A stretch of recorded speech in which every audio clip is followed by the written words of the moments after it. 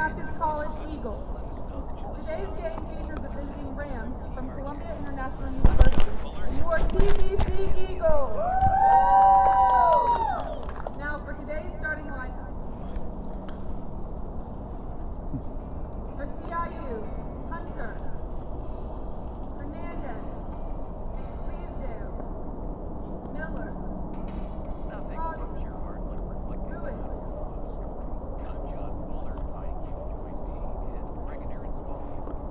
Trulio, Coleman, Willis, Harris. For your TBC Eagles, leading off, the left fielder, number 10, Christian Amlar. Batting second, the shortstop, number 2, Ty Hudson. All right. Batting third, the right fielder, number 17, Okay. Owen. Batting fourth, the second baseman, number 13, Christian Draper. Batting fifth, the designated hitter, number 28, Luis Cornito. Batting sixth, the third baseman, number 11, Alice Vasquez. Batting seventh, the first baseman, number 5, Will Van Sickle. This will go 9. Center fielder, number 4, Sammy Coffrin. Batting ninth, the catcher, Now 3 outs. There's no time. Almador. Yeah. On the mound for the And Eagles, number double headers are 7 innings each, but this is just a single game. Now would you please stand and remove your hats as we honor America with the playing of our national anthem.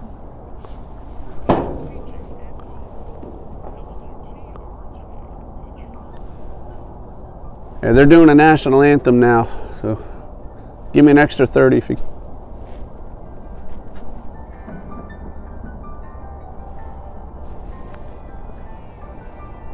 WTRJ, Orange Park, Jacksonville. Stand by, here we go. WATY Folkston, Georgia. Online at ilovethetruth.com.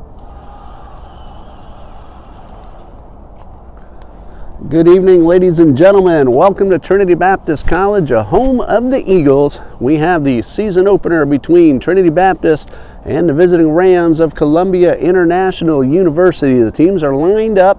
They're on the field. National anthem is playing.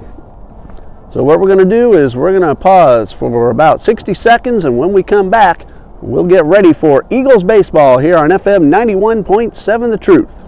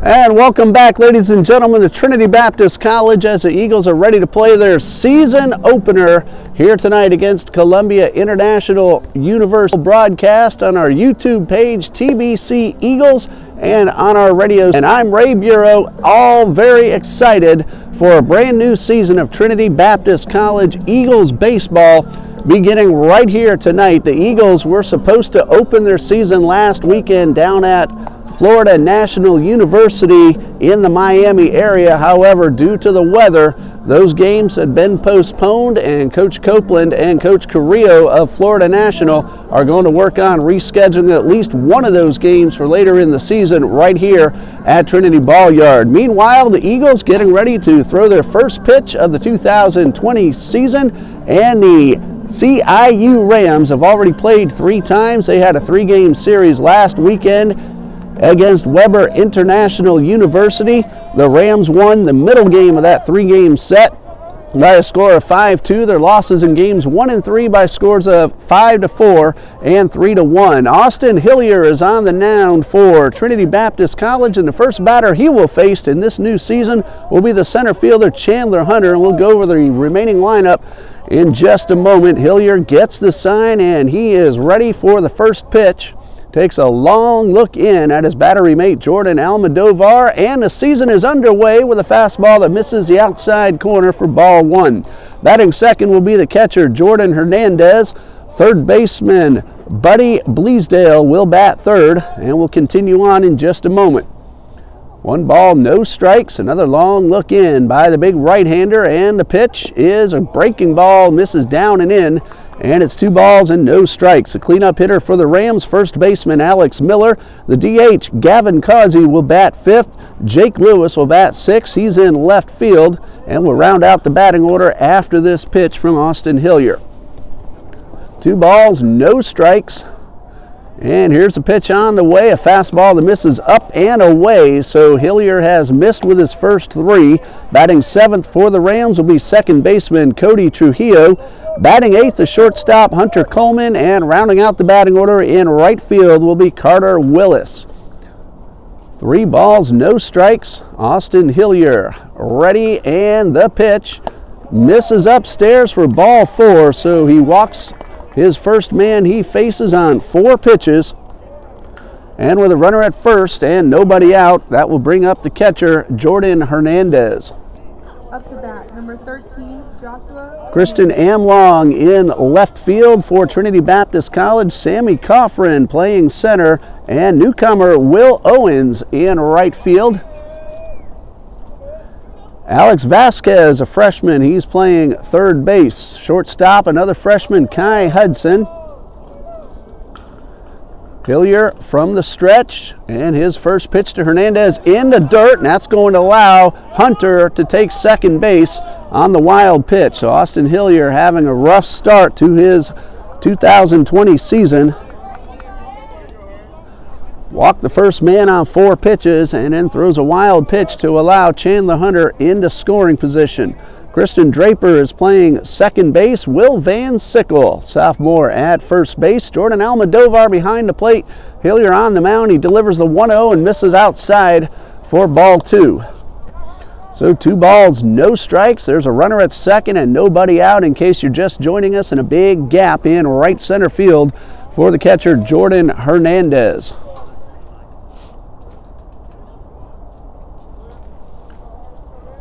The 2-0 coming from Austin Hillier. It is a fastball that misses up and away. So Hillier having a little trouble finding the strike zone to get things started. My mistake on this batter, I had the wrong name written down. My fault. That is Joshua Hernandez at the plate. With a count of 3 balls, no strikes, 1 for 10 so far on the season, and a 3-0 pitch on the way. That one got the corner for strike 1.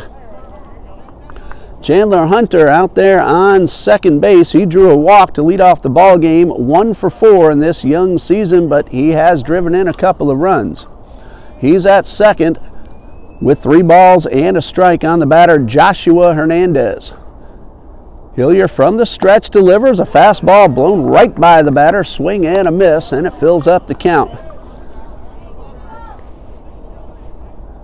53 degrees here on the west side of Jacksonville, and I got a chance to talk to head coach Jonathan Johnson before the ball game. He said he wasn't expecting the cool weather coming down south, but that's exactly what he got. The payoff pitch, strike 3 called right at the top of the zone.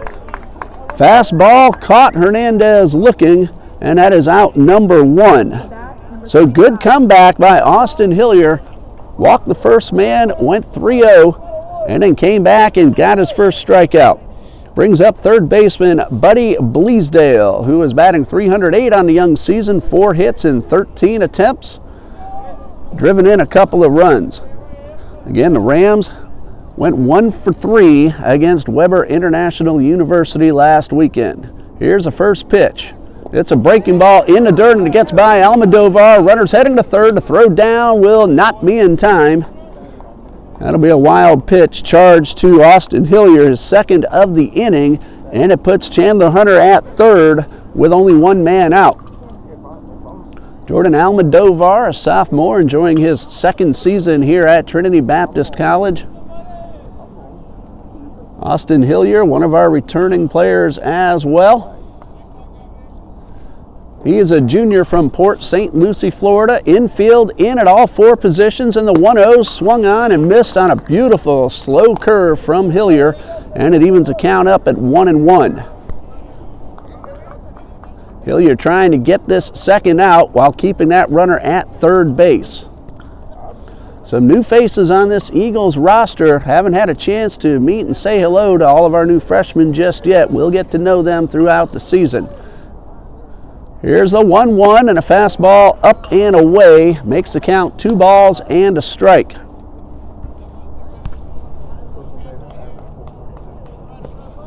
Bleasdale at the plate with an RBI opportunity. He is from Manning, South Carolina. That is a junior. And here comes the 2-1 from Hillier. This one's taken on the inside corner for a strike.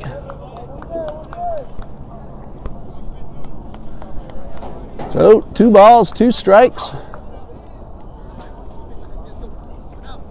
Hello to everyone joining us on our YouTube feed. Delorious Bruce, Robert Herrera.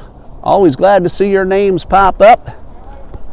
TBC Eagles on YouTube is where we video stream. Here's a 2-2 and a high pop foul out of play behind the first base dugout, and the count will remain 2 balls and 2 strikes. And hello to our Rams viewers and listeners on YouTube and online at ilovethetruth.com. Eagles had a very home-laden schedule a year ago. That is not the case here in 2020. They're going to be on the road for a bunch of the regular season. Here comes a 2-2, a curveball that misses outside. Tried to get the batter to chase. Bleasdale did not bite, and the count is full. Left-hand hitting Alex Miller waits on deck. He's the cleanup man. 1 out, runner at third, in case you're just joining us.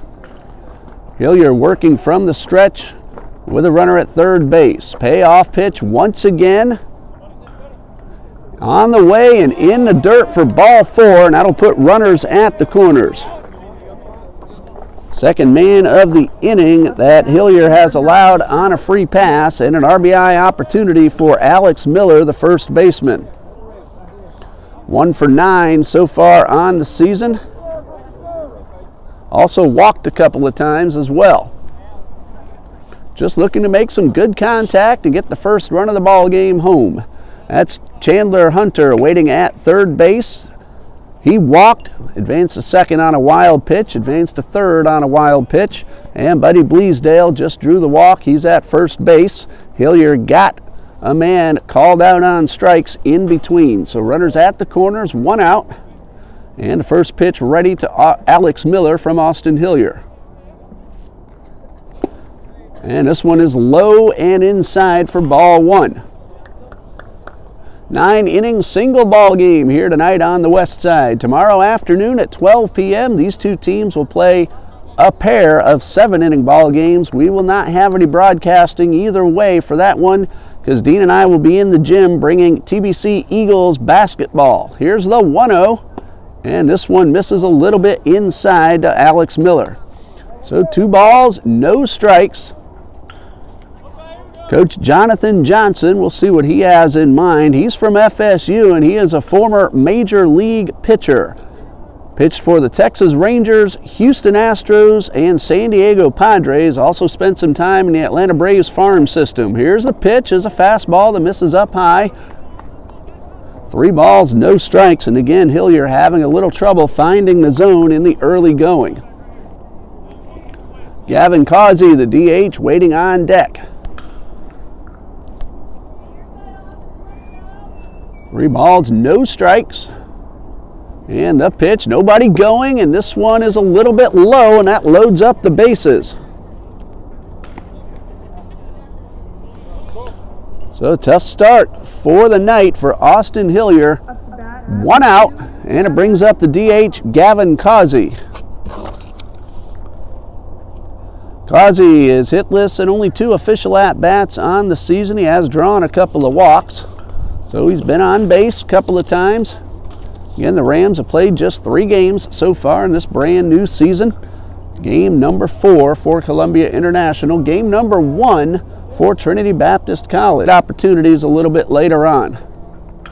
Bases loaded, 1 out. Corner infielders in, middle back, and a curveball in there for a strike.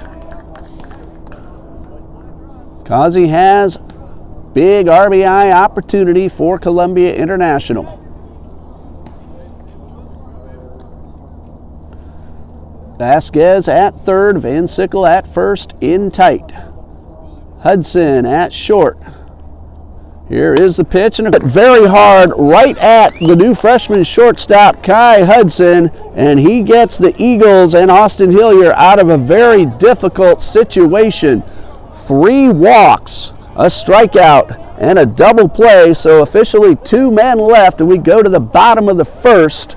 No score, and we'll keep it right here for now as we bring you the batting order for the Trinity Baptist College Eagles. Leading things off will be the left fielder, Christian Amlong, who will enjoy his 2nd season under head coach John Copeland. Batting second will be the shortstop, Kai Hudson, who just started that 6-4-3 double play. Batting third in right field, Will Owens, one of our newcomers. Christian Draper, one of 3 seniors on the Eagles roster. He's the cleanup man. He turned that double play in the middle because he's the second baseman tonight. Big DQ, David Cavedo, senior Eagle. He's a designated hitter, and he's bringing his big bat. He suffered an arm injury back in the fall, had to miss a lot of the fall exhibition season, but he is ready to go and ready to have a terrific senior year on the diamond. Batting 6th will be newcomer third baseman Alex Vasquez. Batting 7th, the first baseman who dug that ball out of the dirt to complete the double play, that is Will Van Sickle. He is a Jacksonville product. Batting 8th will be center fielder Sammy Coffrin, a return player, sophomore here for TBC. And batting 9th will be the catcher, left-hand hitting Jordan Almodovar. On the mound for Coumbia International, wearing number 4, Justin Parrish. Justin is making his 2nd start on the season. He is a sophomore from Decula, Georgia. He has pitched 5.2 innings so far. He got the win in game number 2 of that 3-game series against Weber International last week. Allowed just 1 run. It was earned. He walked 2 and struck out 6. So off to a good start is the sophomore Justin Parrish. 1 win, no losses, and a 1.59 ERA. And the first man he will face tonight will be the Eagles' left fielder, sophomore Christian Amlong. And the first pitch swung on and missed, a good hard fastball on the inside corner. Parrish didn't waste any time once Amlong got into the box. Parrish ready once again, and the pitch swung on and missed, and that one had a little bit of a dip to it. Amlong over the top, and he's down in the count early, no balls and 2 strikes. Kai Hudson, Will Owens are their next scheduled hitters. Here comes the 0-2. Swing and a miss, so 3 pitches and 3 strikes, and the Eagles have 1 away.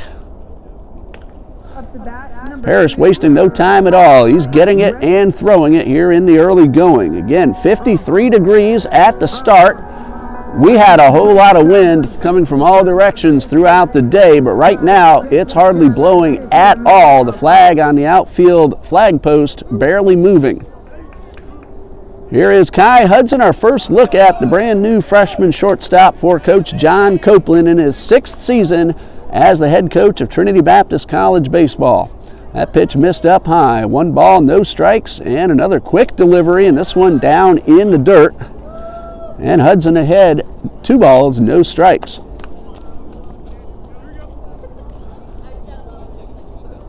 Kai Hudson hails from Northeast High School in Georgia, if I got that correct. Freshman utility infielder, can play all over the diamond. And he takes this one on the inside corner. 2 balls and a strike.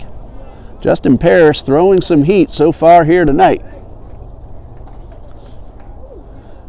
Works very quickly. Here comes a 2-1, and this one is fouled straight back to even the count at 2 balls and 2 strikes.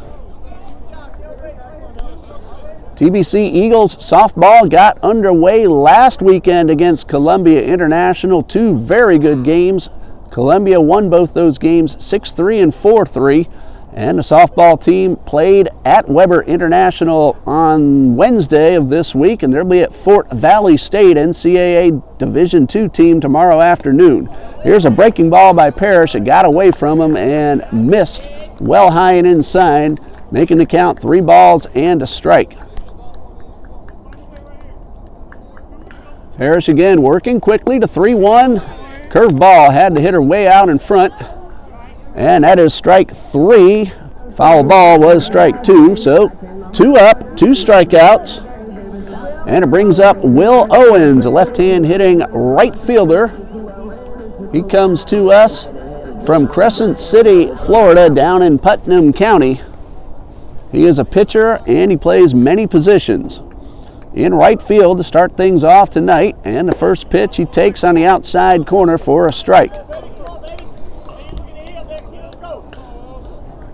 Right here behind home plate, getting a very good look at the strike zone. Here comes the 0-1. Swing and a miss. Owens looking to do some damage on that pitch. Pulled off it just a bit. He's down in the count 0-2. So Justin Parrish is pounding the zone, and so far he's gotten his first 2 men. Here's the 0-2. And a foul tip right into the mitt. So 3 up, 3 down, all via the strikeout. And a great inning for Justin Parrish. So after 1, we have no score, and we're going to pause 60 seconds on the Trinity Radio Network.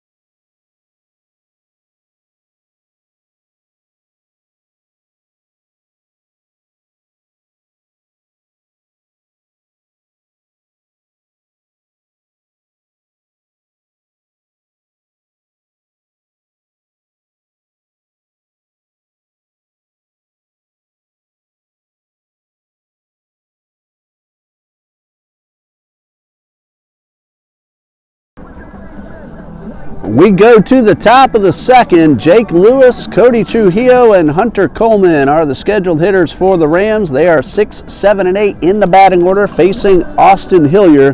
Had a tough start to the inning. He walked 3 men, but got a 6-4-3 double play to retire the side without any damage on the scoreboard. Jake Lewis will lead things off.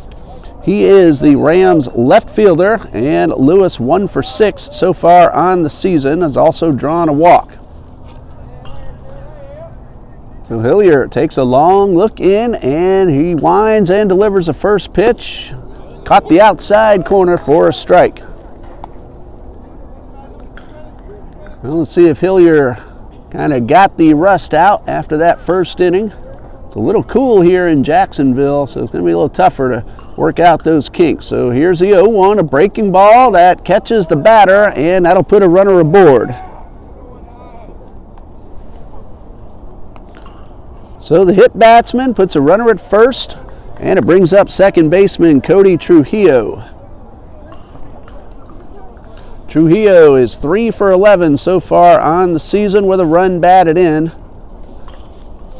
Has a runner at first, nobody out. Coach Johnson is assisted by Mr. Jeff Sneed. Hello and a shout out to Bill Brindley, a former Eagles men's soccer coach, now doing the same at Coumbia International University. Got to say hi to Bill as he drove the softball team down to the west side last weekend. Wish you well, Bill. Miss you here at Trinity, but we know you're doing a great job at Coumbia. Here's a first pitch, and it's on the outside corner for a strike. Number 26, Cody Trujillo. No Cody Trujillo at the plate. Big lead by Jake Lewis. Nothing excessive, but he's off the bag pretty well, and a breaking ball by Hillier. Trujillo started to go, checked his swing in time, and took it for ball one. So 1 ball, 1 strike. Hillier again taking a long look in. Big contrast with Justin Paris, who got it and threw it. Here comes the 1-1. Runners on the move, swing and a foul tip into the mitt. Throw down to second. It is in time. Had to wait for the umpire to make the call. He was making sure that Christian Draper held on to the ball, and a terrific throw by Jordan Almodovar cuts the runner down for out number 1. So Lewis caught stealing. Again, a great throw by Almodovar. Umpire had to make sure that Draper held on to the ball, and that is out number 1. So now Hillier can wind up with a count of 1-2, and the pitch just misses the outside corner to even it up at 2-2. We remember Jordan making throws like that all season long last year. One of the best arms in the NCCAA South region from behind the plate. Here is the 2-2 from Hillier. Breaking ball just misses, a little bit low, and the count is full. Wins here last weekend. To get out of the inning with the bases clear as Hunter Coleman steps in, a left-hand hitting shortstop who is a perfect 1-for-1 so far on the season and drove in a run as well. So Hunter, you're batting 1,000. Don't get many opportunities to do that. Another long look in by the big right-hander, and the pitch right down the middle for strike 1. Number 9 hitter waiting on deck, that's right fielder Carter Willis. No balls and a strike. Hillier winds, and the pitch. Check swing at a high fastball, he held up in time. So the count is even at 1-1.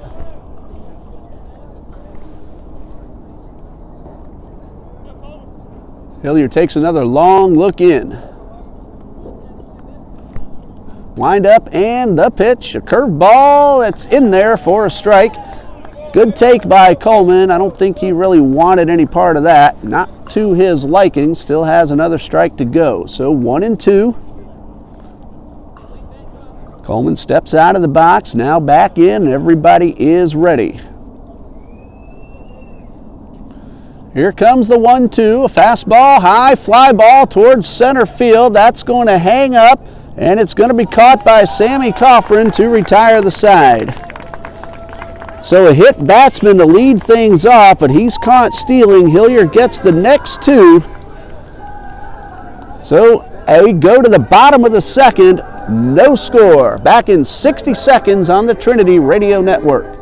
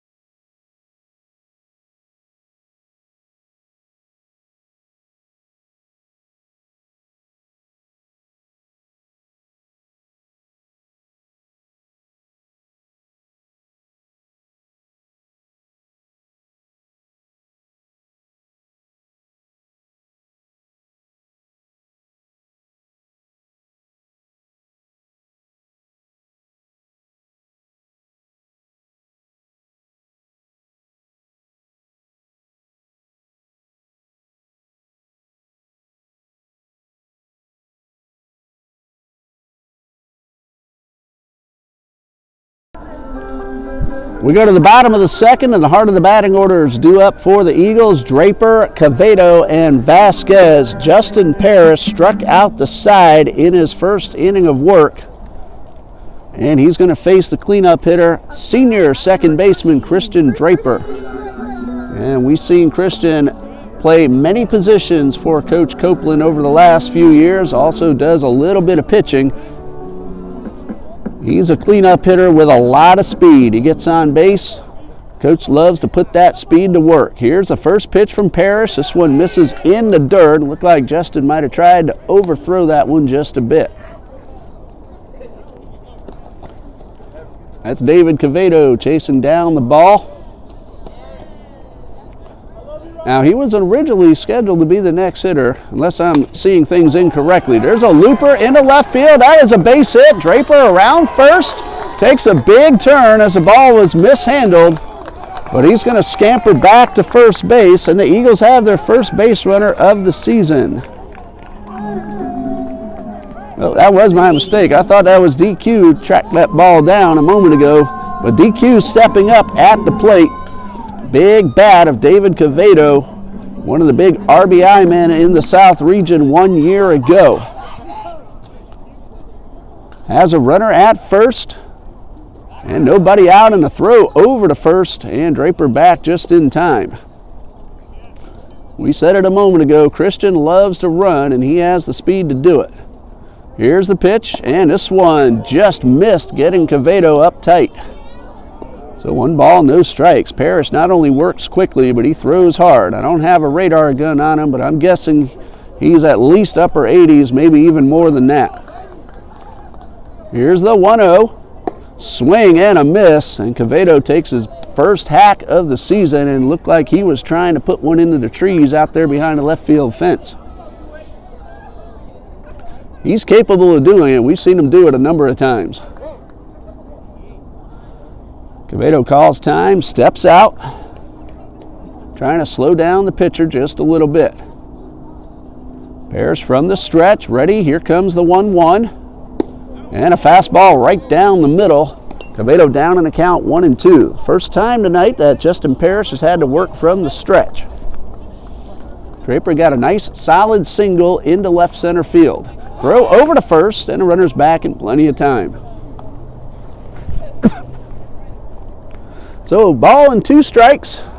Parrish is set. Quevedo in the box, and a breaking ball misses low for ball 2.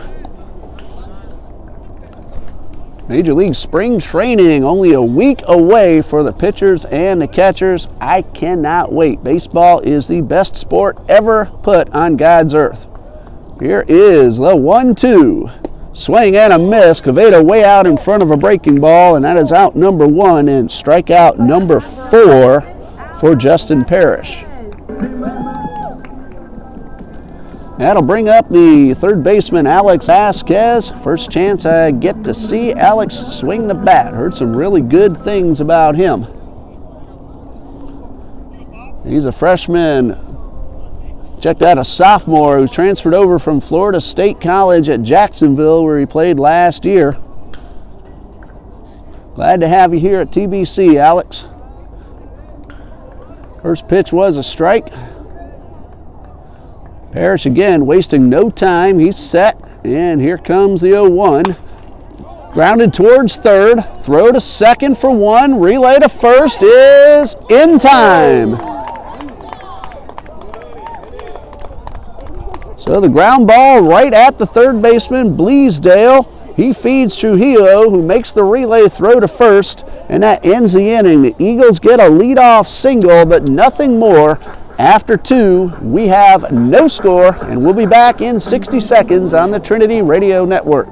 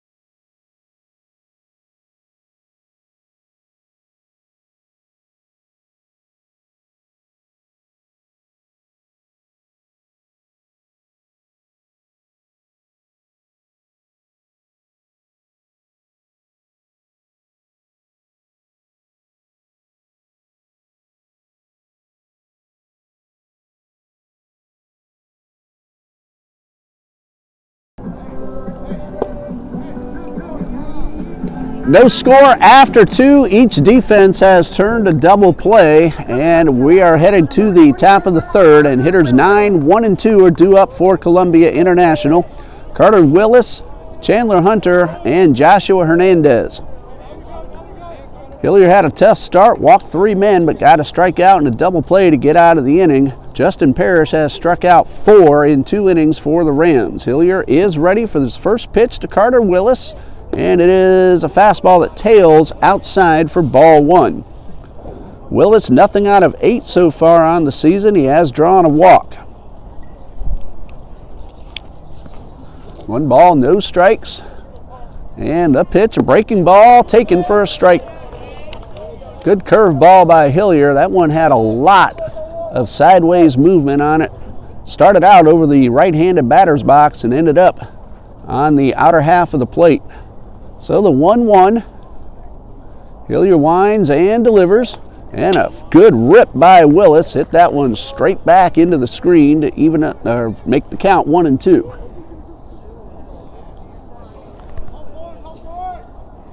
Eagles basketball takes on Trinity College of Florida tomorrow afternoon. The women's game tips off at 2 o'clock. The gentlemen at 4. That's where Dean and I will be tomorrow in the gymnasium. Here's a 1-2. Just missed the inside corner. Almodovar thought it was a strike, but the count is even at 2-2. TBC Eagles men's basketball 4-2 in South Region play. Here is the 2-2, and a hot shot right at the first baseman. Van Sickle will race to the bag, and he will beat Willis for out number 1. Willis hit that one pretty hard, but it went right at the sophomore from Paxton High School right here in Jacksonville, Will Van Sickle. He does a lot of pitching for Coach Copeland as well, does Van Sickle. Playing first base here to get things started off in the 2020 season. Chandler Hunter at the plate, no official at bat. He walked to lead off the ball game.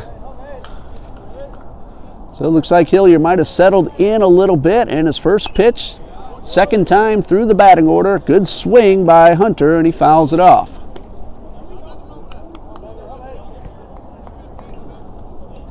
Chandler Hunter, sophomore from Sumter, South Carolina. Center fielder, leadoff hitter. No balls and a strike, and the pitch is swung on and missed for strike 2. A good hard fastball by Austin Hillier.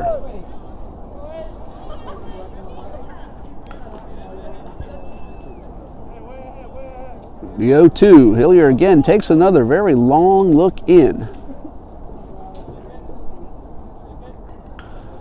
Now he's ready. The windup and the 0-2 misses a little bit high. 1 ball, 2 strikes. Both Eagles men's and women's team defeated Trinity College of Florida when they went down to Trinity, Florida to take on the Tigers. And now the Tigers are coming up here tomorrow afternoon to try to even up the season series with each team.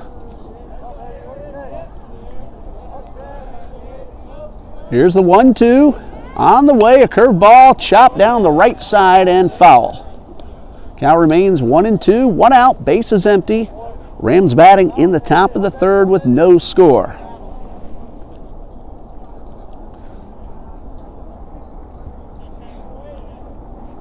Hillier, another long look in. Left-hand hitter Chandler Hunter at the plate. And the pitch. Chopper towards second. Draper has to reach down, throw to first in time. That one looked like it might have hit the seam between the grass and the dirt, and Draper made a good recovery to get the out. So 2 outs, bases empty for the catcher Joshua Hernandez. He was called out on strikes in the first. So again, Hillier looks like he's really settled down pretty well. Have to say hi to Jacob Burr.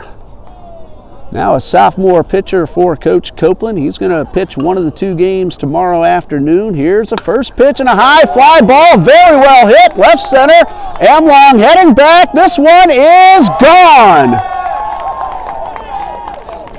Solo home run from the catcher Joshua Hernandez, and the Rams lead 1-0. Not much doubt about it off the bat. This is a major league size ballpark as well. It is about 375 where Hernandez hit that one over. It's 340 down the lines and 400 to straightaway center. The new fence covering in the outfield doesn't have the foot markers put back up yet. This is a big ballpark, and Hernandez just put one over. First pitch to Bleasdale, check swing, and no swing, says the first base umpire. So Joshua Hernandez, his first home run of the season, and he gives the Rams a 1-0 lead. Hillier takes another long look in, and the pitch, high fly ball. Shallow center field. Coffrin comes in, camps under it, and makes the catch, and that retires the side. A 2-out solo home run by Joshua Hernandez puts the Rams on the board, and Coumbia leads 1-0 as we head into the bottom of the third. We'll be back in 60 seconds on the Eagles Radio Network.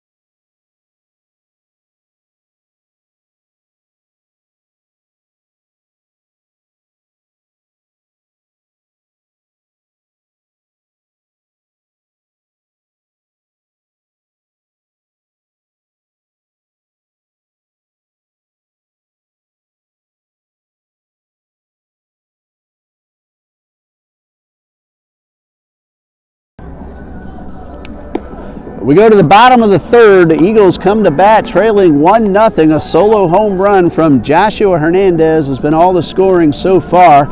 And Trinity Baptist will send up the bottom third of the batting order. Will Van Sickle, Sammy Coffrin, and Jordan Alexander. Jordan Almodovar. Check that. Justin Parrish, 2 innings so far, 4 strikeouts, 1 hit allowed. So will Van Sickle get his first at-bat of this brand new season. Left-hand hitter again from here in Jacksonville. Played his high school ball at Paxson High School. And this first pitch misses the outside corner. Of course, Will's brother Ben, also a member of the Eagles, as Will takes one down in the dirt for ball 2. And Ben also went to high school at Paxson as well. Both of them do some pitching. Here's a 2-0 from Parrish and a fastball upstairs for ball 3.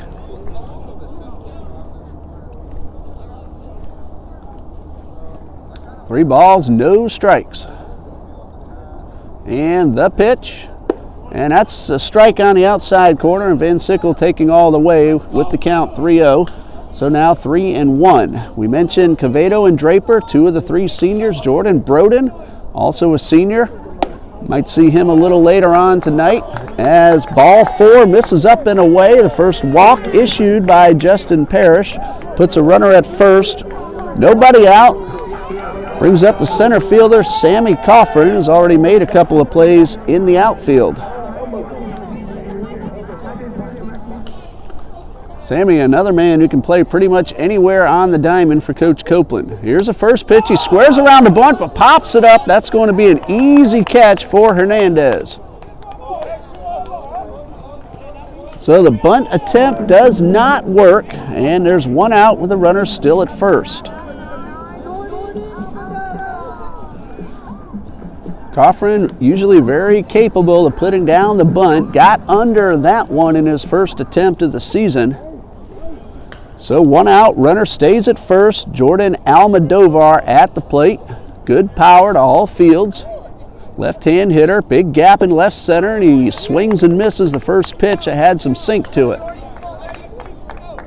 Has a nice gap in left center. He's not afraid to go the other way. Throw over to first, and the runner is back. Almodovar also has a whole lot of room down the right field line if he can get it past the first baseman. Alex Miller holding the runner aboard at first. Van Sickle, and the pitch is a strike on the corner.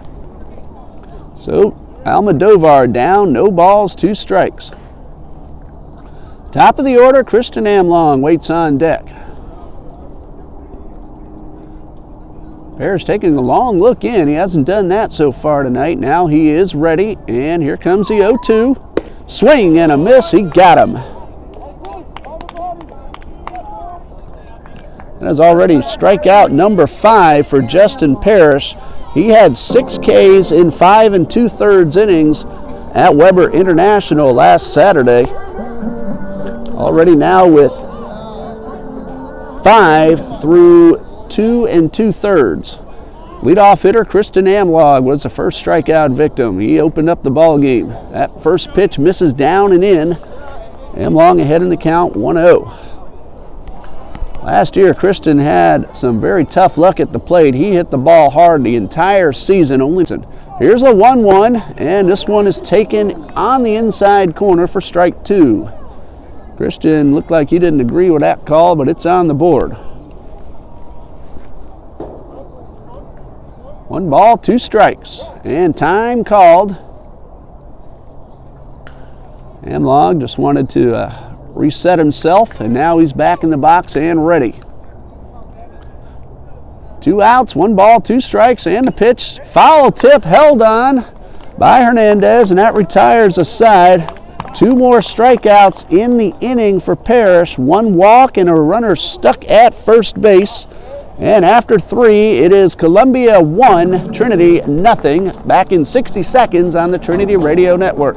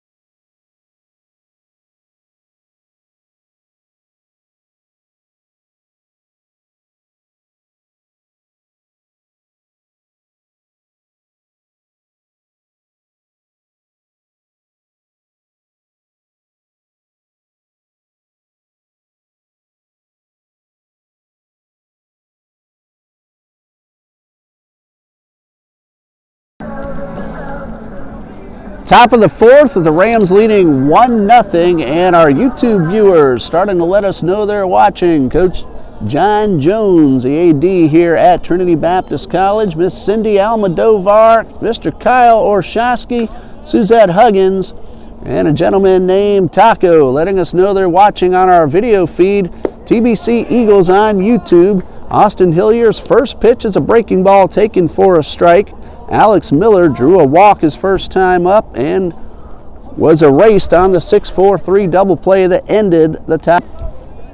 Tom Murphy, our radio producer tonight. Dean Bureau, our cameraman on the YouTube feed. I'm Ray Bureau. Glad you're joining with us, whichever way you're watching or listening. Here's the 0-2 and a chopper right towards the Rams dugout. And the count will remain, no balls, 2 strikes.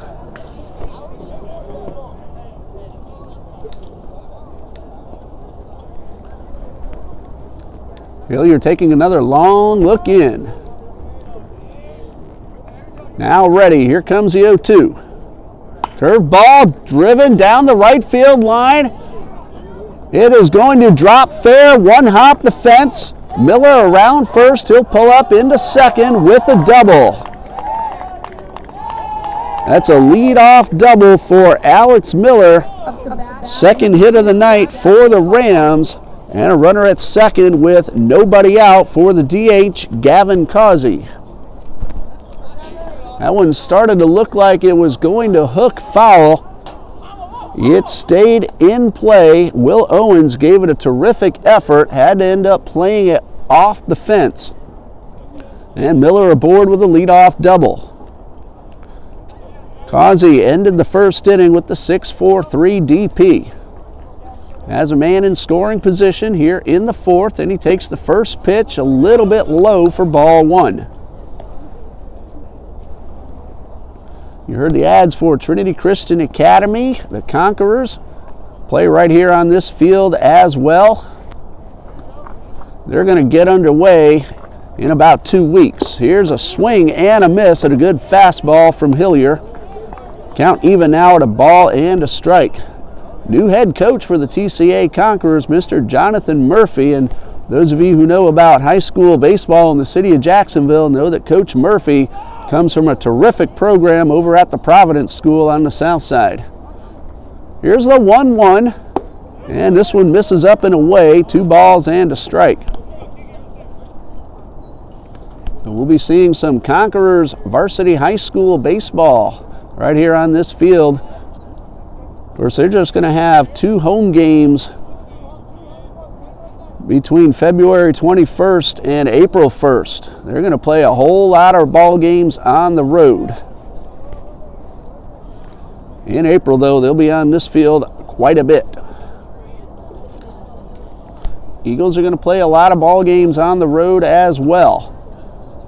2 balls and a strike. Hillier takes a look back at the runner. Draper covering, now back into position, and the pitch is fouled straight back.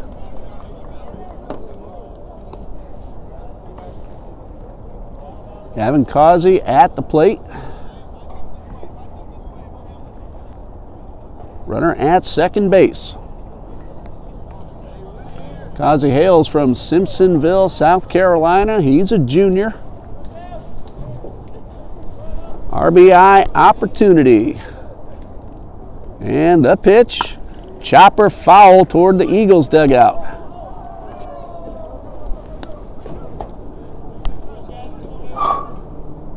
So 3 balls, 2 strikes. Runner at second base, Alex Miller, pulled one down the line, got a 2-bagger.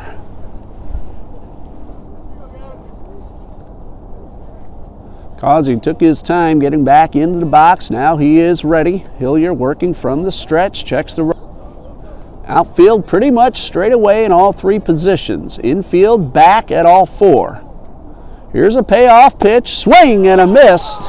That is out number 1. Strikeout number 3 for Austin Hillier. Came in a big situation. And it brings up the left fielder Jake Lewis. No official at bat. He was hit by a pitch leading off the second. Then caught stealing, and then Hillier got a strikeout and a fly ball to get out of the inning facing only 3 men. Runner at first, 1 out for Lewis. Draper holding the runner at second, leaving a wide open gap on the right side to the right-handed hitter. And the first pitch is a breaking ball, pops straight up, could stay in play. Almodovar gives him chase, and it just out of his reach. That one seemed to tail back toward the field of play. And Almodovar also had to make sure he didn't make contact with Alex Vasquez, who was coming in from third base. So another opportunity for Jake Lewis, again by the big right-hander. Runner, run man trying to steal, already tipped his hat once. And the pitch, fastball, popped up right back over our heads. So Lewis making contact, staying alive, getting another opportunity.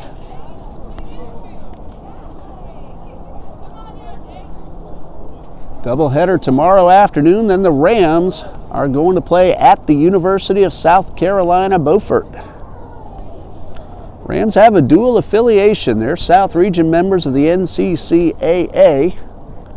They're also members of the NAIA. Here's the 0-2. This one's in the dirt, and it gets by Almodovar, and that will allow Miller to head into third base. That's a third wild pitch of the night for Austin Hillier. Rams are members of 1 ball, 2 strikes, a runner now at third, and all 4 infielders in on the grass. Here's the 1-2, chopper, fair ball down the left field line. That will score 1. Can't tell if it was fair or foul. It had 1 man out for Coumbia International on Tuesday. On Saturday the 15th, Coumbia International will be at Toccoa Falls. When we come back, you're watching TBC Eagles 60 Seconds.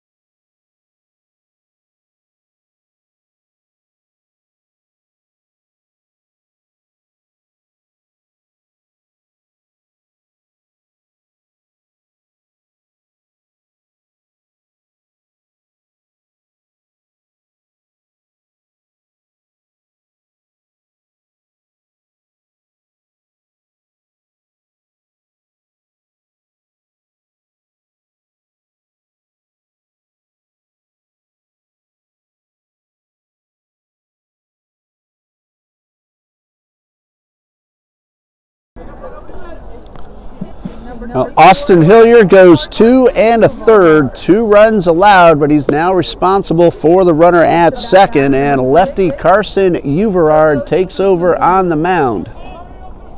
First appearance of the season for Uverard from Eagle Lake, Florida. His first man in 2020 will be second baseman Cody Trujillo, called out on strikes in the second inning. A leadoff double by Alex Miller. He came in to score when Lewis doubled down the left field line, and it's Lewis standing out there at second base. 1 out. Uverard takes a look back and is ready for his first pitch. It is a curveball. It's in the dirt and blocked by the catcher. Hillier allowed 3 hits. He walked 3 and struck out 3. 2 runs thus far, but he is responsible for the man at second base. 1 ball, no strikes. Uverard, a sophomore, looks back and goes from the stretch and gets a fastball in the outside corner. Lefty on the mound for the Eagles. Again, Draper, the second baseman, holding the runner close, giving a lot of room on the ground to the right-handed hitter on the right side. And the 1-1 from Uverard, another curveball in the dirt and blocked by Almodovar. Time called. Almodovar wants to go out to talk to his new pitcher. In the third, in case you missed it, Joshua Hernandez, a solo home run with 2 outs. That put Coumbia on the board.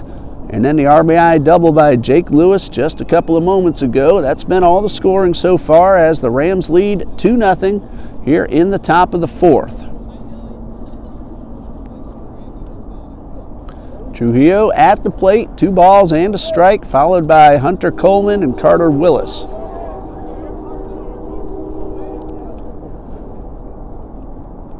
Everybody back into position. Uverard now working from the stretch and delivers a 2-1, and this one is taken on the outside corner, and that ball had a whole lot of movement. 2 balls, 2 strikes. Good pitch. Not much Trujillo could have done with that one.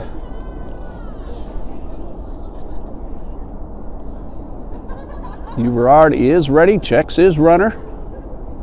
From the stretch, the 2-2, a breaking ball just off the inside corner, and Uverard turning around. He wanted that call but did not get it. He thought he had the batter looking, but the count is full. So the payoff pitch.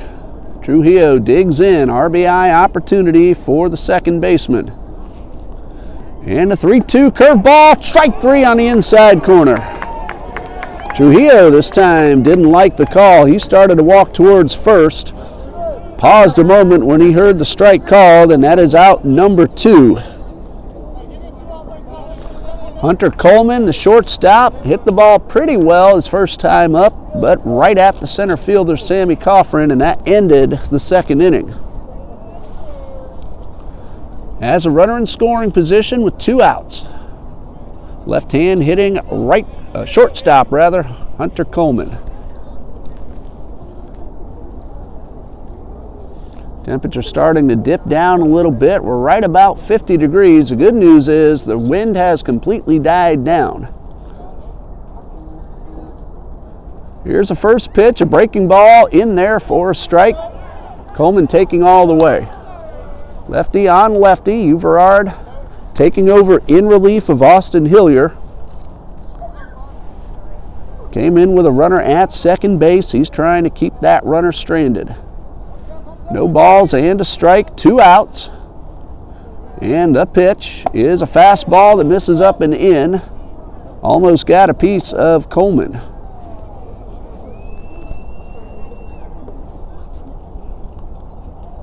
Hunter Coleman, he is a sophomore infielder, does a little pitching. He's from Lugoff, South Carolina. Here's the 1-1, a curveball, chopped towards first. Van Sickle will field it on 2 hops, race to the bag, and beat the runner to retire the side. That's the second time we've seen Van Sickle make the unassisted putout. But the Rams do get a run on a couple of doubles. The RBI 2-bagger from Jake Lewis makes it a 2-0 ball game as we head into the bottom of the 4th. We'll keep it right here, give you a little bit more of the schedule for the Rams and then the Eagles. After the ball game at Toccoa Falls College,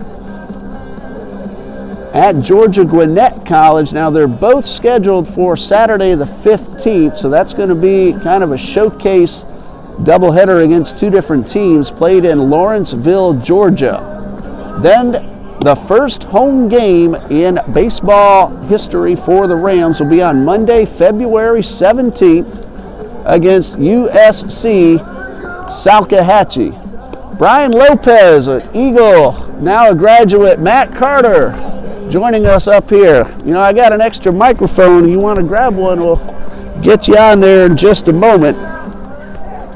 The radio listeners will be able to hear you very well. The YouTube listeners maybe not so much, but that's all right. Brian Lopez, beautiful Yankees jersey you're wearing. Yankees not long from starting spring training. Brian, how you doing there, fella?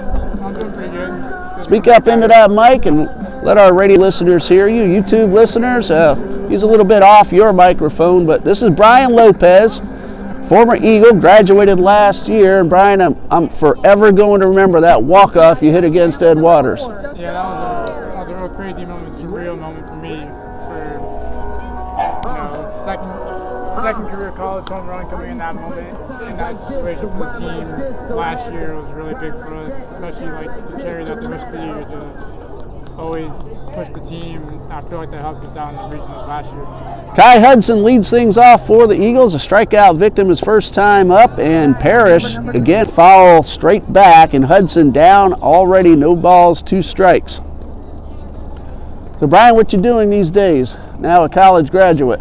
I'm working for Marine open world thing situations, get more Fastball. but he's been getting a lot of our hitters today with his fastball. So for our hitters to see that curveball, it probably buckled them a little bit. Strikeout number 7, and it brings up Will Owens. Eagles kind of just the first inning.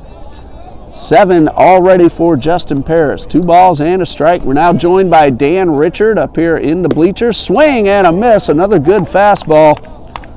And some freshmen out there getting their first taste of cutout box pretty soon. It's not a good sign, right? Not a good sign. Dan Richard has joined the Trinity Christian Academy coaching staff this year. Dan, you're going to help with the junior high team, is that right? Middle school, junior high team as Parrish winds and delivers. Christian Draper got himself a base hit his first time up, so he's batting 1,000 on the season. 1 ball. Parrish had to hustle. Casey had to. They want to get every out they can. Yeah, they want to win, but they're also competing for playing time. Coaches want to see that hustle. One from Parrish, a 4. 3 up, 3 down. Go the Eagles in the bottom half of the 4th. You're watching TBC Eagles on YouTube and listening to WTRJ back in 60 seconds on the Trinity Radio Network.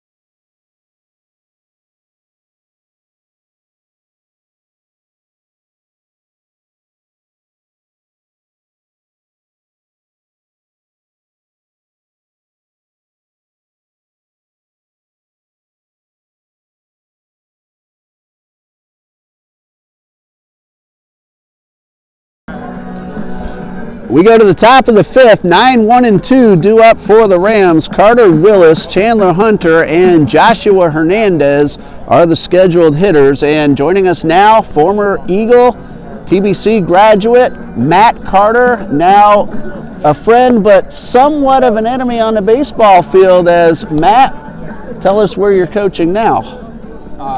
Officially the head coach at Baldwin High School, which is a district opponent of Trinity Christian Academy, and that's a much younger team that you're not scheduled to play in the regular season, but could meet up in the playoffs. Yeah, we're not scheduled with them, but they are in our district, so we do expect to meet up with them, hopefully in the district championship.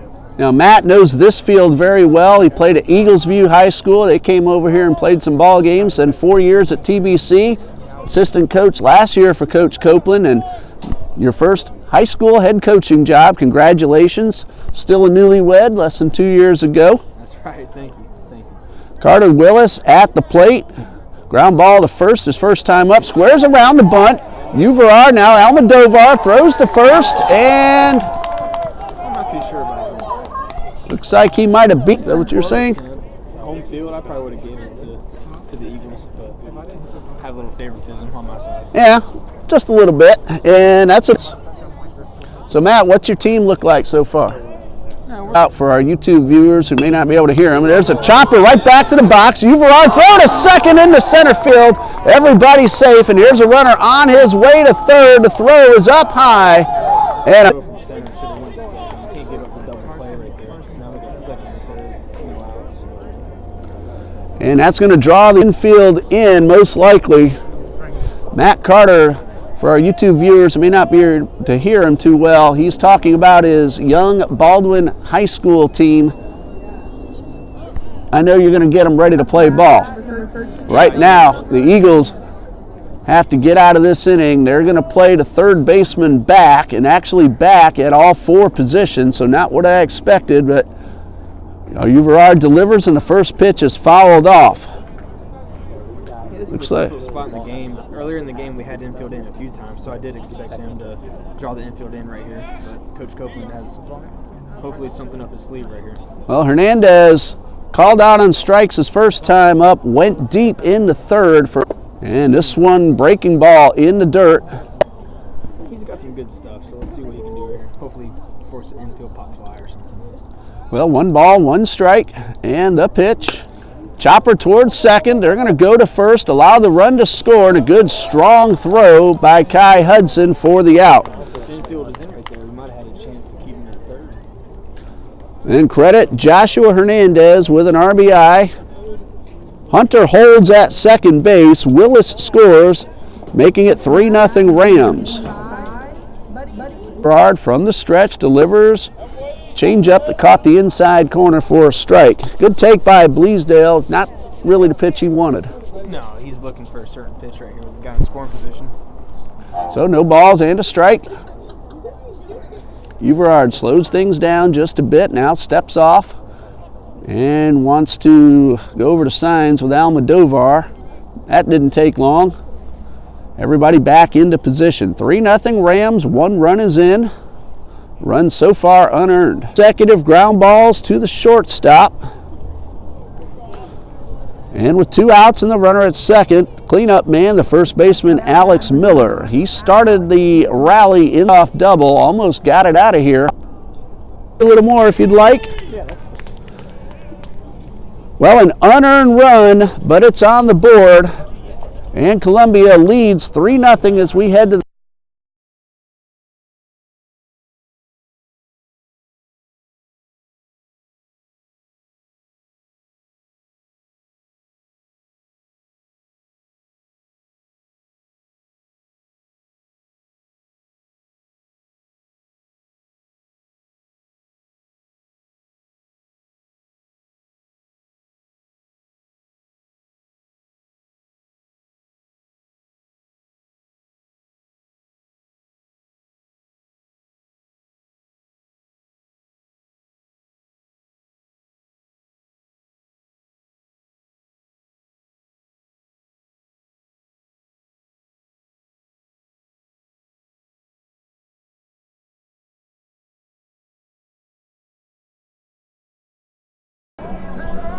go to the bottom of the 5th. Eagles trailing now 3-0, but they'll send up David Quevedo, Alex Vasquez, and Will Van Sickle. Said hello to Baldwin Indians high school team. Congratulations on getting your first chance at head coach. And during the break, we're talking about your sister-in-law, Alexa Goodwin, who is now the varsity girls soccer coach at Baldwin. Yeah, you know, it's pretty exciting. It's good to work with family, and she's doing a really good job. Well, that's a young lady who knows soccer. We watched her play here for 4 years, and mainly defense, but she knows how to play the offense as well. And she did a pretty good job taking a school not really known for the 1-0 and fouled back. Count even at 1-1, and Matt, he's not giving us much chance to say hi to each other. No, he's, you know, this guy's working quick, and that's what you want. But guys that are willing to learn how to play ball. Yeah, I mean, we're sophomore and junior loaded, but you know, we do have a few seniors that will go on to play some college, but for the most part, I'll probably start 5 or 6 sophomores and juniors, which is a pretty young team in high school. Looked like you pulled off that one just a bit. Yeah, I think, you know, for the most part, our hitters pull habits. We're trying to yank a pitch, so we just pound. And here's a first pitch to Alex Vasquez, and it's taken up high for ball 1. So tell me some of the tough competition you're going to face this year. Here's the 1-0. High drive down the left field line. That's going to be a base hit. Vasquez rounding first on his way to second. He'll have himself a 1-out double. And Vasquez, congratulations on your very first college hit. I haven't had a chance to meet them. You know, 2-year guy at FSCJ. I think he played outfield there. Converted to the infield for us. All right, so his first TBC hit That's then. his first TBC hit. We'll Congratulations, Alex. A runner and scoring. He won't ask for as a coach. He's consistent both ways. So again, he'd probably be taking a swing at that one. No balls, 2 strikes. Coffrin waiting on deck. Vasquez. Fly down the left side. That's going to get out of play and into the bullpen batting cage area. Good job by Van Sickle to get a piece of that ball. Parrish is throwing hard. He also has some good movement. Oh yeah, he works fast, good movement. You know, it's probably mid-upper 80s on the mound right now, which is, you know, tough for a first night game for the Eagles to face right now. No balls, 2 strikes. Tough to grip the bat in the cool weather too. Yeah, it's not fun hitting this type of weather. Here's the 0-2, a breaking ball that misses low and outside, and good take by Van Sickle, recognizing that ball was out of the zone. And Eagles are going to play Thomas University for 2. You remember facing them. That's not an easy team. Yeah, Thomas is always a tough opponent. You know, they're all big country boys. They're all strong. Fastball fouled off to the left side. Of course, from Thomasville, Georgia. That's a doubleheader right here, Tuesday afternoon, beginning at 4 p.m. We'll have it on the video feed, TBC Eagles on YouTube. 1 ball, 2 strikes. Van Sickle digs in. Parrish checks the runner and the pitch. Check swing. Did he go around? Ball in the dirt. Throw to third is not in time. Apparently Van Sickle held up in time as he's now at the plate with a count of 2-2. That will go as a wild pitch charged to Justin Parrish. Yeah, we need to try to scratch a run here. That'd be huge. So a runner at third with 1 out, 2 strikes on Van Sickle, and he takes a curveball just a little bit high and outside, and that fills up the count. The Rams infield will concede the run for the out. All 4 players back deep. Just hit a ground ball from middle here, get the run in. Contact is what Van Sickle's looking for, but he takes one in the dirt, ball 4. And only the second time tonight Parrish has had to work from the stretch. Sometimes when you go a while without from the stretch and you get into it, pitcher might lose his rhythm a little bit. That's what I was about to say. It seems we knocked him out of his rhythm a little bit. We got to capitalize in this situation because if we get a double play right here, or if we don't score, he's right back in that rhythm. So Yeah, we need to try to for our YouTube viewers that didn't hear it, Matt's talking about getting the pitcher out of his rhythm. Runners at the corners, Coffin at the plate, swung on and missed at a fastball. Coffin there might have tried to do a little too much. Contact, just want to avoid the double play, get that run home. Yeah, that's exactly right. We just need to push a run here any way we can. No balls and a strike. And the pitch. This one's in the dirt. Runner coming home. Throw to the plate is in time. That one hit the pole and bounced right back to Joshua Hernandez. He made a very good flip, and Vasquez cut down at the plate trying to score. Van Sickle into second, but there are 2 outs. Yeah, in my 5 years of being here, I've never seen a perfect kickback just like that. So that's just poor timing right there. And a bad break because that ball didn't hit the chain link. It hit the pole and bounced right back to the catcher. And Coach Copeland wants to come out and talk to the umpire about that call at the plate. It was very close. Yeah, unfortunately, there is nothing the umpire can do here. But I do think Coach Copeland has an argument. I thought he was under it. But I thought he got under it myself, but the umpire goes to second base on the play. Still an RBI opportunity for Coffin, but now it's going to take a hit to the outfield. Here is the 1-1. Line drive, base hit into the gap. Van Sickle will round third. He will score. Ball gets away. Coffin on his way to second. The throw to the plate is not in time. and that makes you wish that we took the infield in last inning. It could be a 2-1 ball game right now. But we'll take our run that. That's going to be an RBI single for Coffin, and advancing to second on the E9.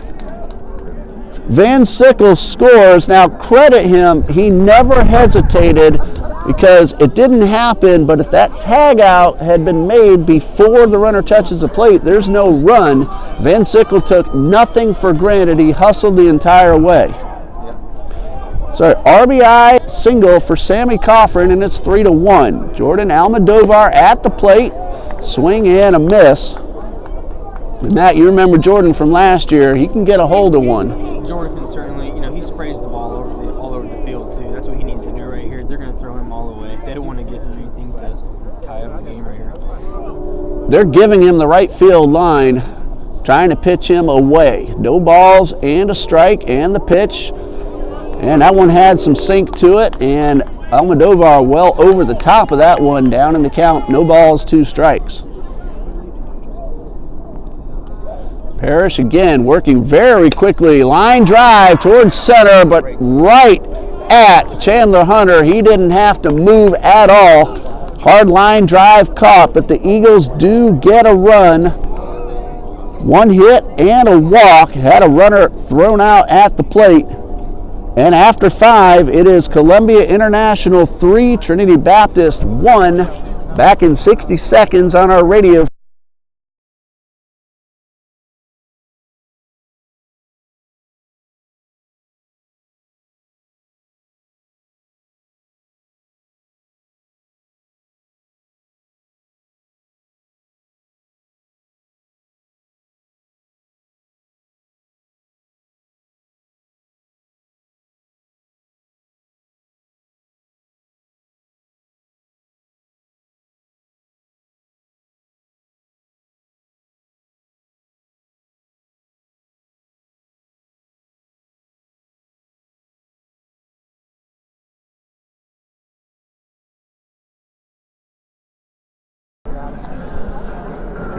Well, the Eagles got a run in the bottom of the 5th to pull a little bit closer, but still trailing 3-1. And as we go to the 6th, hitters 5, 6, and 7 are due up. Gavin Causey, Jake Lewis, and Cody Trujillo for Coumbia International. And joining us now, another TBC graduate, Mr. Dan Richard. Glad to have you back at Trinity in a little bit different capacity this year. Yes, sir. A little bit different. Coaching the academy here, and I enjoy it. Got the junior high, middle school team, and yeah, I enjoy it. Got a bunch of 6th, 7th, and 8th graders, so it's interesting. Hello to Deuce Bailey, Ben Poplin, Dolores Bruce, and Seth Sapp joining us on the live feed. I understand we're having a little bit of video difficulty. Sometimes the cooler weather just kind of gets in the way of the signal. Here's the first pitch from Carson Uverard. Swung on and missed. And Gavin Causey down, no balls and a strike. Uverard took over for Austin Hillier. It's gone an inning and a third thus far. No balls and a strike, and the pitch. Fastball on the outside corner. For those who didn't hear Dan on the YouTube feed, he is now the junior high coach here at Trinity Christian Academy. They're going to play on this field too. It's a big poke for a junior high kid though. Yes, sir. I don't know if any of my kids are going to be able to hit it out. Oh, we've seen junior high kids hit it out here. Yes, sir.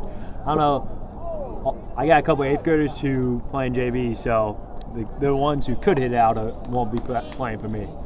So. Well, if they're at 8th grade, they actually could play both ways. Yes, you get them enough games to be eligible for the conference tournament. Yes, sir. 1 ball, 2 strikes. That one missed down and in. Uverard ahead of the hitter. Leadoff man here in the top of the 6th. Coumbia leading 3-1. Long look in, and now the lefty winds and delivers a fastball. Up and away, and might have tried to get a little too much on that one. Yeah, he's trying to overthrow that one. Normally when it goes onside like that, you're trying to overthrow. Dan is a hard throwing closer for Coach Copeland for 4 years. Yes, sir, 4 years. 2 balls, 2 strikes. So there were times that you tried to overthrow it a little bit. Yeah, there was one year I'm pretty sure I hit more batters than I gave up runs because I tried to overthrow. Well, you didn't give up the runs. That's the important thing. Yes, sir. That one fouled off. 2 balls, 2 strikes. So Dan, your first chance coaching, right? Yes. Well, I coached a little bit last year. I coached at a small Christian school here last year, and then I coached a 12E team last year. All right. First head coaching at school ball. Yes, sir. 2 balls, 2 strikes. Uverard takes a long look. And time called as he was in the windup. Did the right thing. Because I've seen pitchers hurt themselves trying to hold up. Yes, sir. So 2 balls, 2 strikes. He let up, made sure he didn't overdo it. But again, a sudden stop can be a lot of strain on the arm. Here's a 2-2. This one misses just a little bit low. Evens up the count. There was a pitch last inning that Uverard didn't get the call on, and he let the umpire know he wasn't happy with it. Didn't say anything, but his body language sure let him know. Yes, sir. Sometimes, as a pitcher, it's hard to keep back the body language. Payoff pitch, low and inside, almost hit the batter, and the leadoff man is aboard. That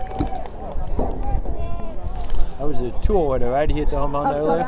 Or was that? Was the guy who hit the That was Hernandez who hit the home run earlier. That was Gavin Causey who just drew the walk. This brings up the left fielder Jake Lewis, who got himself a line drive RBI double his last time up. Runner at first, nobody out. Pretty good lead, not excessive. And the lefty gets a good look at the runner at first. Uverard looking right at him, now delivers from the stretch, a curveball right down the middle. Carson has a good sharp one tonight. Yeah, it looks good. That was good get me over curveball, a little backdoor from a lefty on righty. Lewis probably looking for fastball. Wanted nothing to do with that one. You don't get a fastball first pitch, you're good, not swinging at it. Again, modest lead at first, nothing excessive, not too short either. Now the throw over. Pretty close play, but the throw was on the wrong side of the bag. Yes, sir. So Uverard checks in for the sign. No balls and a strike, right-handed batter. And here is the pitch. Swung on and missed. A changeup, had to hit her way out in front. Carson's mixed up his speeds pretty well so far tonight. Yeah, he's got some good That good movement. That changeup is a good pitch. He's not overpowering, but when he uses his off speed, the fastball looks a little bit faster. Yes, sir. Ahead, no balls, 2 strikes to Jake Lewis. And the pitch instead to throw to first. Good throw right on target this time, but the runner back. Coumbia got single runs in each of the 3rd, 4th, and 5th innings. Eagles got one in the bottom of the 5th. Here's a pitch, swing and a miss at a tailing fastball. That is out number 1, and I mean tailing. That thing moved. That thing had some really good late movement on it. You know, I bat left-handed. That ball would have hit me, and it started out over the plate. So that had some really good movement on it. That is strikeout number 2 for Carson Uverard. 1 out, runner at first for the second baseman, Cody Trujillo, who has been called out on strikes both times to the plate. Again, a modest lead with the lefty on the mound looking right at the runner. Uverard checks the runner, and the pitch. Fastball. To tell you that much. I was in shorts and t-shirt earlier. Now on the roll. Well, Florida, we use the air conditioning in the daytime and the heater at night in February. There's another ground ball, fair down the left field line. Here's a runner around first, on his way to third. The throw is off the mark, and that is a double for Cody Trujillo. That's the 3rd double of the night for the Rams, and it puts runners at 2nd and 3rd with 1 man out. First hit allowed by Carson Uverard. And it'll bring up the number 8 man, the shortstop, Hunter Coleman. Right down the line, Vasquez playing off the line, had no chance at it. That one was clearly fair, too. Yeah, it was clearly fair. On the night, flew out to center in the 2nd inning. All 4, too. Yeah, I mean, that's the first pitch in college. You got to be able to swing at the first pitch. That's sometimes the best pitch you're going to get.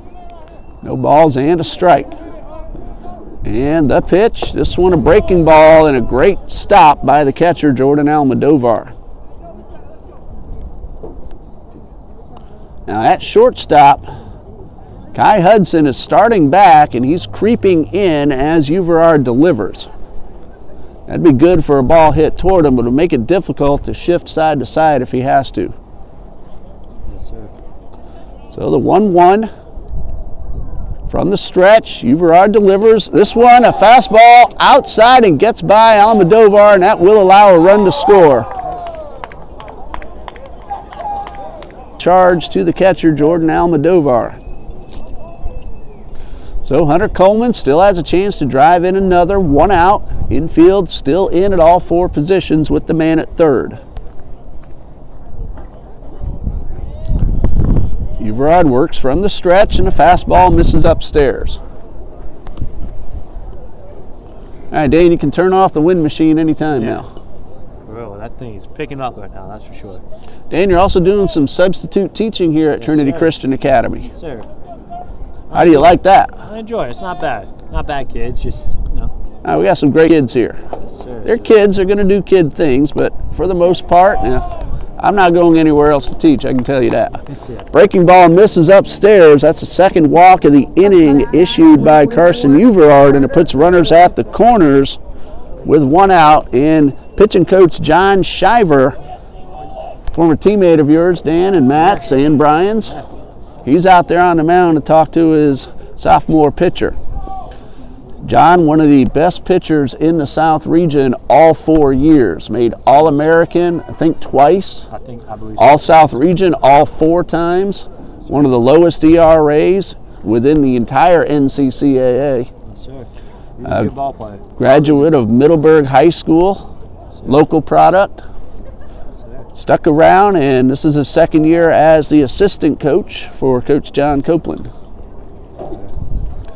Well, the conference didn't take long. Shiver all the way back to the dugout already. Carter Willis at the plate. Got himself a single and scored a run. Long look showing Matt the schedule. Thomas University coming up, and I'm sure you don't miss facing them. The Nighthawks can swing the bat. They can. I actually enjoy playing them. I don't know why. I actually had, at one point, I had more wins at Thomas than I did at Trinity, like at the home park. Breaking ball, 1-1.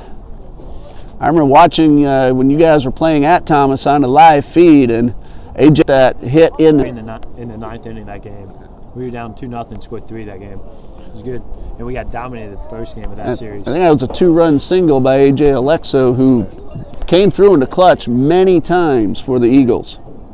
2 balls and a strike. Carter Willis looking to drive home another run. Here is the pitch. Runner at first on the move. The throw goes to first. Van Sickle will hold on to the ball. That'll be a stolen base for Hunter Coleman, putting him at second. Well, already down 3. Van Sickle trying to make sure they didn't get another one on that play. 2 balls, 1 strike, 1 out, and the pitch. A breaking ball misses up and away, and that is ball 3. Eagles bullpen very quiet. It's going to be Uverard trying to get out of this situation. He put himself into it with a couple of walks. Yeah, walks will always kill you. Has a strikeout in the inning, also gave up a double. And now time called. Batter asks for time, steps out of the box. I don't know why they don't have anybody warming up right now. He's gone, 3 innings so far, I want to say? This is his 3rd inning. He came in relief with 2 outs in the 4th. Or check that, 1 out in the 4th. So, normally as a relief pitcher, you got like a 3-inning cap. We should. It's not easy to throw multiple innings out of the pen. Especially in the cold weather. Yes. And this one in the dirt. Ball 4 will load up the bases. That's his 3rd walk of the inning. 1 run is in. And the leadoff man, Chandler Hunter, steps up to the plate. And time called. Coach Copeland's going to head on out to the mound, and there must have been someone already warmed up. It had to be, because he has to yank him here. That's the 2nd trip to the mound, so we're going to pause here, and we'll take a 60-second timeout on our radio feed. You're watching TBC Eagles on YouTube and listening to WTRJ FM 91.7 The Truth, back in 60 seconds on the Trinity Radio Network.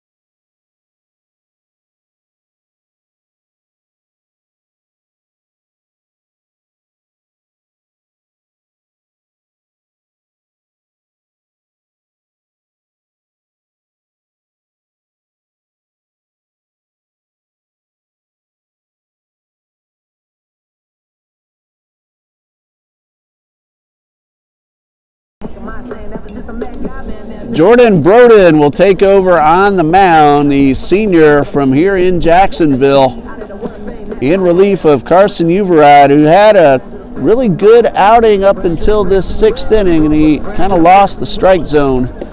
And Dan, you said you got a text message from somebody you and I both know very well. Yep, Mr. TJ Lanning. Former Eagle and former Toccoa Screaming Eagle, TJ Lanning. TJ, you know, we've never forgiven you for not just leaving TBC, but going to the rival, where last year, I don't know if he's doing it this year, was assistant coach. Yeah, he's actually at Olivet Nazarene in Chicago now with Mulligan, who was here, and then went to Toccoa. And they also took K.C. Eisenberg up to that school, former TCA Conqueror and Edward Waters college catcher. Yes, sir. So hello to all 3 of you, Sean, KC, and TJ. Well, very tough situation that Jordan Broden inherits. He gets the bases loaded with 1 out and the leadoff man, Chandler Hunter, at the plate. 1 One pitch gets him out of this, so ground ball gets him out of the situation. Broden, a right-handed senior. And the first pitch in the dirt. Almodovar pounces on top of it. Everybody holds. It looked like Trujillo had thoughts of coming home, but Almodovar got out of the box very quickly. Well, not only the 3 walks, but also the double. That led to the run so far, but all kinds of trouble for Broden as he comes in out of the bullpen, and his first pitch almost allowed a run to score. So 1 ball, no strikes. I keep telling Jordan I want a chance at that knuckleball of his. Yeah. When it's on, it's a good pitch. Oh, it floats and it moves like crazy. Here's the 1-0. Fastball. This one does get away from the catcher, and everybody will advance. And it's 5-1 Rams. He's done a little bit more of a top this year. He's not as sub as he was before. He will throw from all different angles. Remember watching him last year, I never knew if he was going to come over the top, 3/4, sidearm, underhand, maybe left-handed, maybe underhand, softball, slow pitch. He gives the hitters a lot of different looks. Logan Sizemore does that as well, one of the Eagles' current closer. So it's a good thing. You know, when you can change up looks, it's not a bad thing. Hitting's all about timing. That messes up your timing. 2 balls, no strikes. Hunter, 2 men in scoring position. First base is open, and a breaking ball catches the outside corner. You know, as I told Matt and Brian, the umpires had a pretty wide strike zone, but he's been consistent. On the consistency, it doesn't matter. Call both ways, it's all good. And you want it the same in the 9th that you had in the 1st. Yes, sir. 2 balls and a strike. Broden from the stretch, check swing, and he went around a little too far. Cortland Howard, Casey Estridge, Jalen Rivera, someone named Tiller, all letting us know they're watching on the TBC Eagles YouTube stream. Thanks for letting us know. I always enjoy saying hello. Here's a 2-2 from Broden. The fastball misses outside, and the count is full. Again, the doubleheader tomorrow we will not be able to stream. We'll be in the gym for Eagles men's and women's basketball against South Region opponent Trinity College of Florida. And then just 1 home game for the basketball teams after that, next Thursday night against Johnson University of Florida. 3-2 from Broden, foul tip, held on, and that is strike 3. So Broden fell behind the hitter, came back to get him. A run did score during that at-bat, however, on the pitch it got away.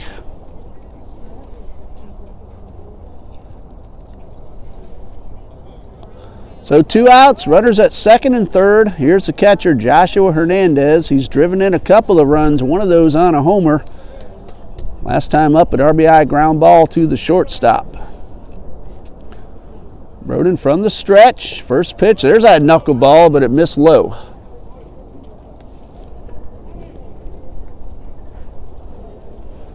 Jordan Broden, one of the 3 seniors on this year's roster.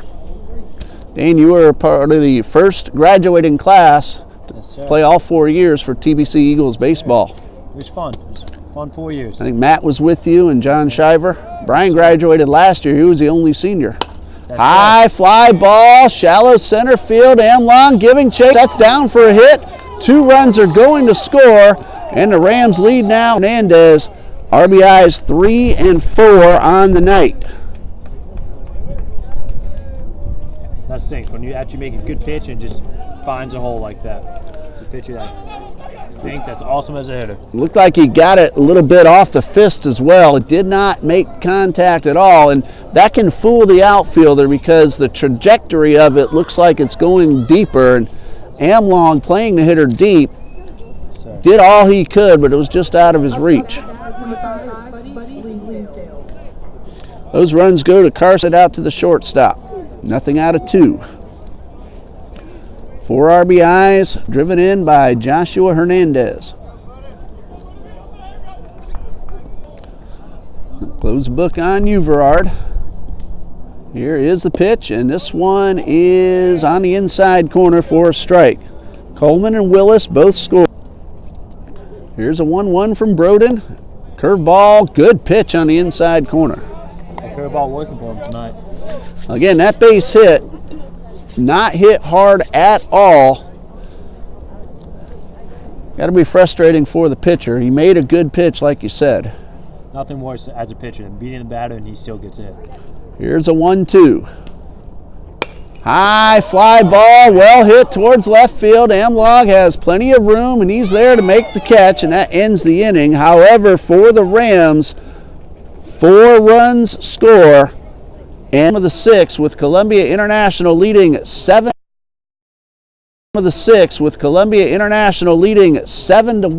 Back.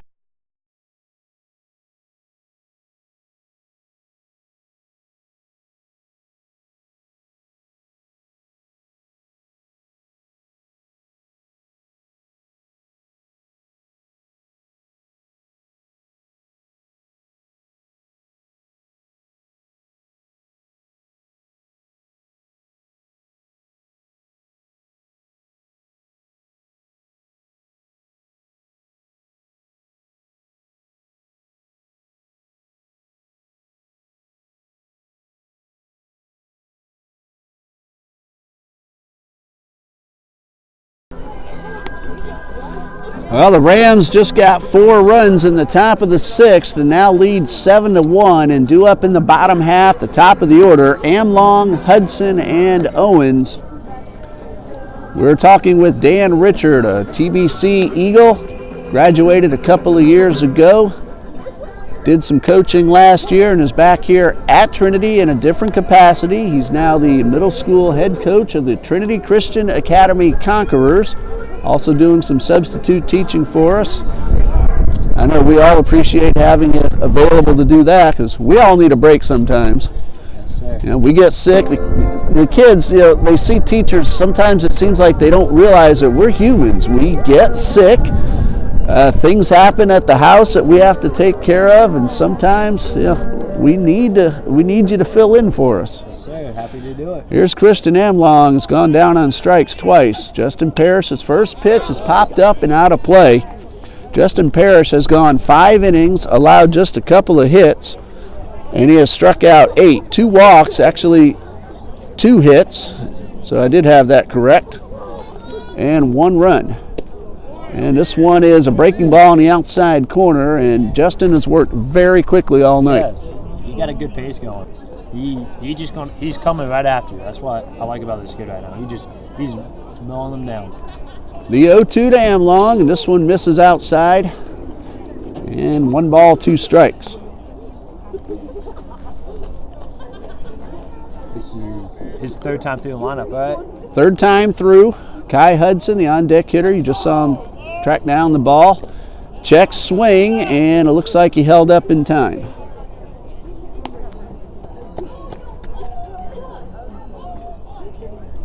Ryan Heller mixed him up with DQ earlier. They look a lot alike. And I know I've called him David when I've seen him in the hallways. And the 2-2 is in the dirt, a fastball, misses down and low. Pretty good crowd for a Friday night with the cold weather. We're now in the upper 40s. And swing and a miss.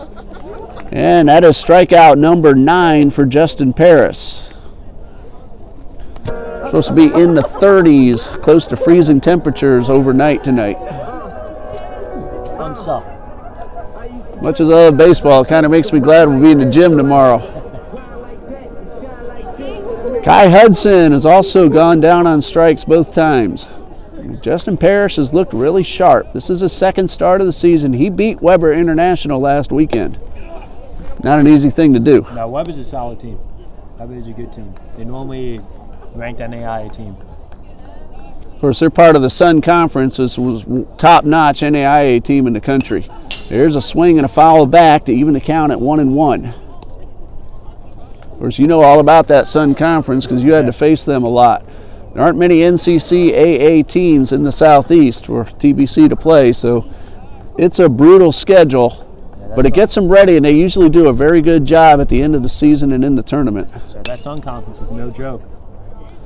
especially Southeastern University. Yeah, Southeastern is they actually played the Boston Red Sox last year in spring training. So they Held their own for a while. They did. That's a good program. 1 ball, 2 strikes. I remember at one point a couple years ago they were 33-3. Yes. There's a towards first and under the glove. Thought it would. There's a If I see that as a hitter, I'm trying to just put the ball in play right now. lesson to the youngsters. Put the glove on the ground. It's a lot easier to pull up for the hop than it is to reach down for the ball that doesn't hop. So Hudson aboard, pretty good. Coumbia got 1 in the 3rd, 1 in the 4th, 1 in the 5th, and 4 in the 6th. The Eagles scored 1 in the bottom of the 5th. 1 ball, no strikes, and a pitch, swing and a miss. Big rip by Owens. 1 ball, 1 strike.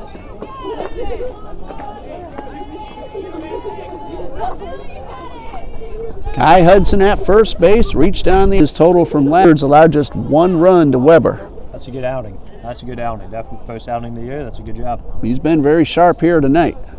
You got a good fastball, got a good changeup, not a bad curveball. 2 balls, 2 strikes, and time called.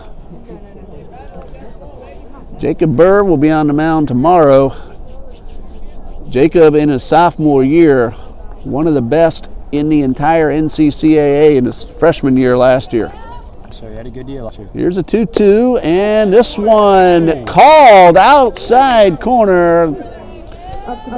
And Owens very much disagrees with the call, but that is out. Those were wins.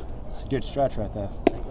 There is a pitch on the outside corner, a breaking ball for a strike. Christian Draper has hit the ball well both times, got a base hit his first time up, and a hard fly out to center in the 4th. No balls and a strike, and the pitch. Another curveball, this one right down the middle. As a 4-hitter, you got to be swinging that pitch. That's the best pitch you want to get. 0-1. Draper likes to spray the ball around, has terrific speed also. It is quick. No balls, 2 strikes. Parrish delivers a curveball, and Draper's able to foul this one off. Looked like he was going to be in front of that. Kept his hands back, and that's the key to holding up and making sure you can get a piece of it to stay alive. Yeah, he did a good job just fighting. He didn't stay alive right there. Kai Hudson, the runner at first, 2 outs. Justin Parrish works from the stretch. Here comes the 0-2. Runner's on the move. Pitch is outside. Throw down is off the mark, and that will be a stolen base, the first in the college career for Kai Hudson. And umpire had called safe, and I was writing this down, and Hudson is out at second. Might have come off the bag. I don't know what happened there. Well, that ends the inning. Eagles get a runner aboard. Christian Draper will come back to the plate when the Eagles come up in the bottom half of the 2nd. At the end of 6, it's Coumbia International 7, Trinity Baptist 1, back in 60 seconds on the Trinity Radio Network.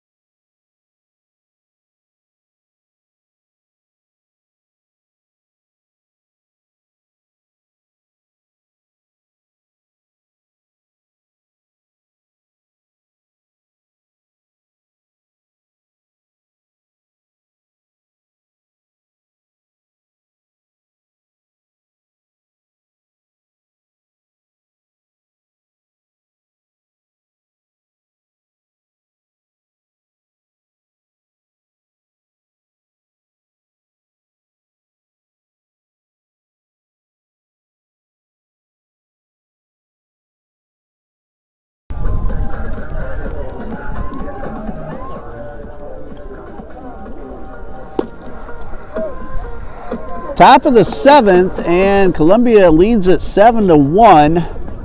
And unofficially, it's alumni night here at Trinity Baptist on the ball field. Cody Ragland now joining us here on the mic. Thank you to Dan Richard and earlier Brian Lopez and Matt Carter, graduates of Trinity Baptist College. And Cody, haven't seen you for quite a while. Yeah, it's been a little bit. Been trying to finish school and working a lot and just staying a little busy. Alex Miller will lead things off. Our YouTube viewers probably won't be able to hear you too much, but our radio listeners are listening to Cody Ragland, a former catcher for Trinity Baptist College. Got a new pitcher on the mound we'll tell you about in a moment, as Alex Miller takes the first pitch low for ball one. Michael Camacho makes his first appearance for the Eagles. 1 ball, no strikes. The batter, Alex Miller. And this is a high fly ball towards center field. Coffrin is right there to make the play for out number 1. So, Cody, what you been up to lately?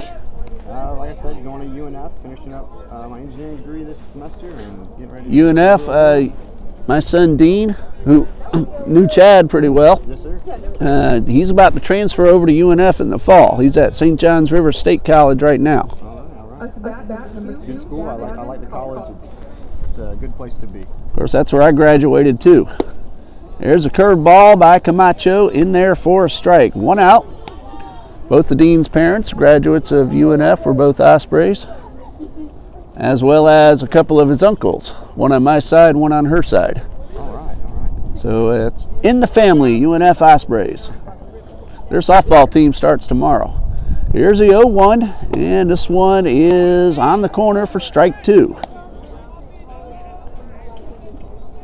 Yeah, I'm excited to get to go out and watch some of their games this year. I went last year to their opening weekend and watched them beat Missouri.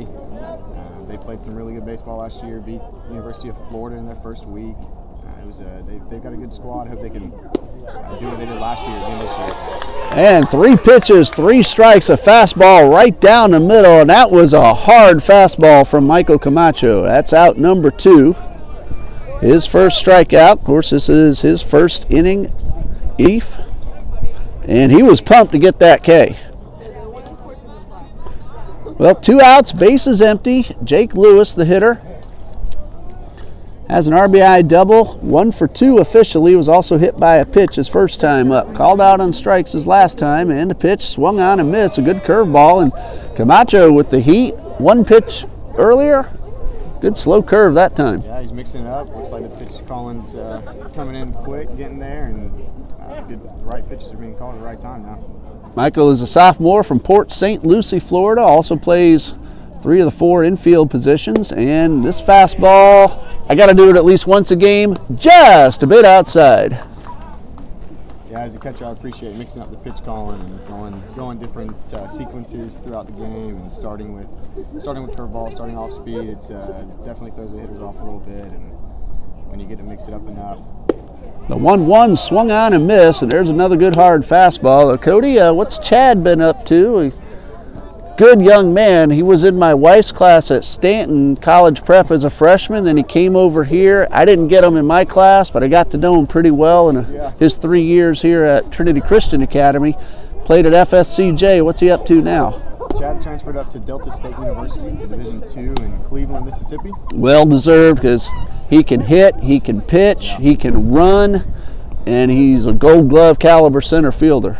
Yes, sir. He's worked real hard for this. They opened up last weekend at home, won 2 out of the 3. That's great. Got their midweek game rained out and played again tonight. Won on a walk-off single in the bottom of the 9th. That is terrific. So Chad Ragland now playing D2 baseball. I'm not surprised one bit. 2 balls, 2 strikes, and that one is fouled off. Jake Lewis at the plate. That RBI double came in the 4th, and at the time made it a 2-1 ball game. Rams have tacked on 5 more since then. Chad's also a terrific gentleman too. Yes, sir. Yep. I can't say he gets it from me, but I like to think that he gets it from me sometimes.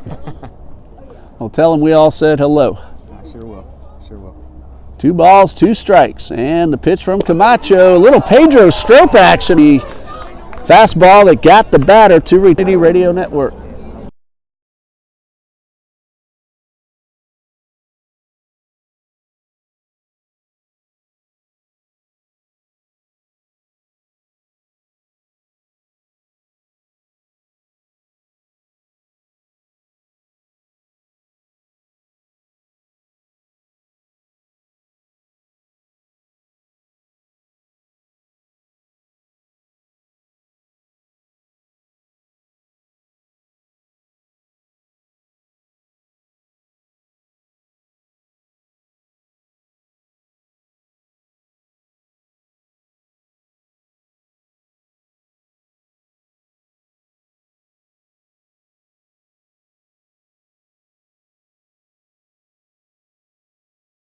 the top of the 8th, or check that, bottom of the 7th, and it'll be 4, 5, and 6 due up for the Eagles. Christian Draper, David Cavedo, and Alex Vasquez. Justin Parrish still on the mound. He has gone, was at the plate during that play where Kai Hudson, it looked like he had the base stolen. The umpire called safe, but apparently came off the bag and was tagged out. Yeah, I didn't see what happened there, Ray. It was weird play. I looked down, thought he was safe, looked up, and they called him out. Well, Parrish works very quickly and gets Cavedo to swing and miss. 1 ball, 1 strike. DQ, a good friend of mine. We lived together for a little while, and he's repping my number 28 that I wore for 2 years. And I told him he's got to rep it well, and I think so far he's doing a good job with it. Character-wise, I'd like to see the base hit out of him right here. 2 balls and a strike after the fastball missed upstairs, and Parrish delivers. This one's hit pretty well towards center, but right at Hunter. He took about 3 steps to his left and was able to easily make the catch. Well, DQ hit that one hard, but tough break. Sometimes you hit them hard and they go right out people. Sometimes you hit them soft and find a hole. You know, Dan was talking about that a little while ago. The pitcher makes a great pitch and gives up a very soft hit and a couple of runs, and that's frustrating. When you hit the ball hard like that, you expect to get a knock. Yeah, it's very, very frustrating and a little demoralizing as a pitcher when they get what we like to call duck snorts. And they just find a little gap on you. Well, here's Alex Vasquez at the plate. He has bounced into a double play, and last time up he doubled down the left field line. 1 ball, no strikes. First pitch missed outside. Parrish gets it, throws it, and hits the inside corner with a fastball. And he doesn't give us much time to write things down. Nope, he's a fast-paced pitcher. And I was taught if you're a catcher and your pitcher likes to work fast, work him as fast as he can. Don't let him slow down. 1 ball, 1 strike, 1 out, bases empty, and the pitch. This one in the dirt, and makes the count 2-1. You always want to keep the pace fast and slow it down if you have to, but it's easier to stay fast and start fast. And on the same note, you don't want to rush a guy who likes to take his time and make sure of his pitch. Exactly. 2 balls, 2 strikes. I mean, nothing happens without the pitcher, and you know, he's a leader out there on the field. Let him do what he's comfortable doing. Yeah. Our old pitching coach a couple of years ago told me that you want to know so much about your pitcher.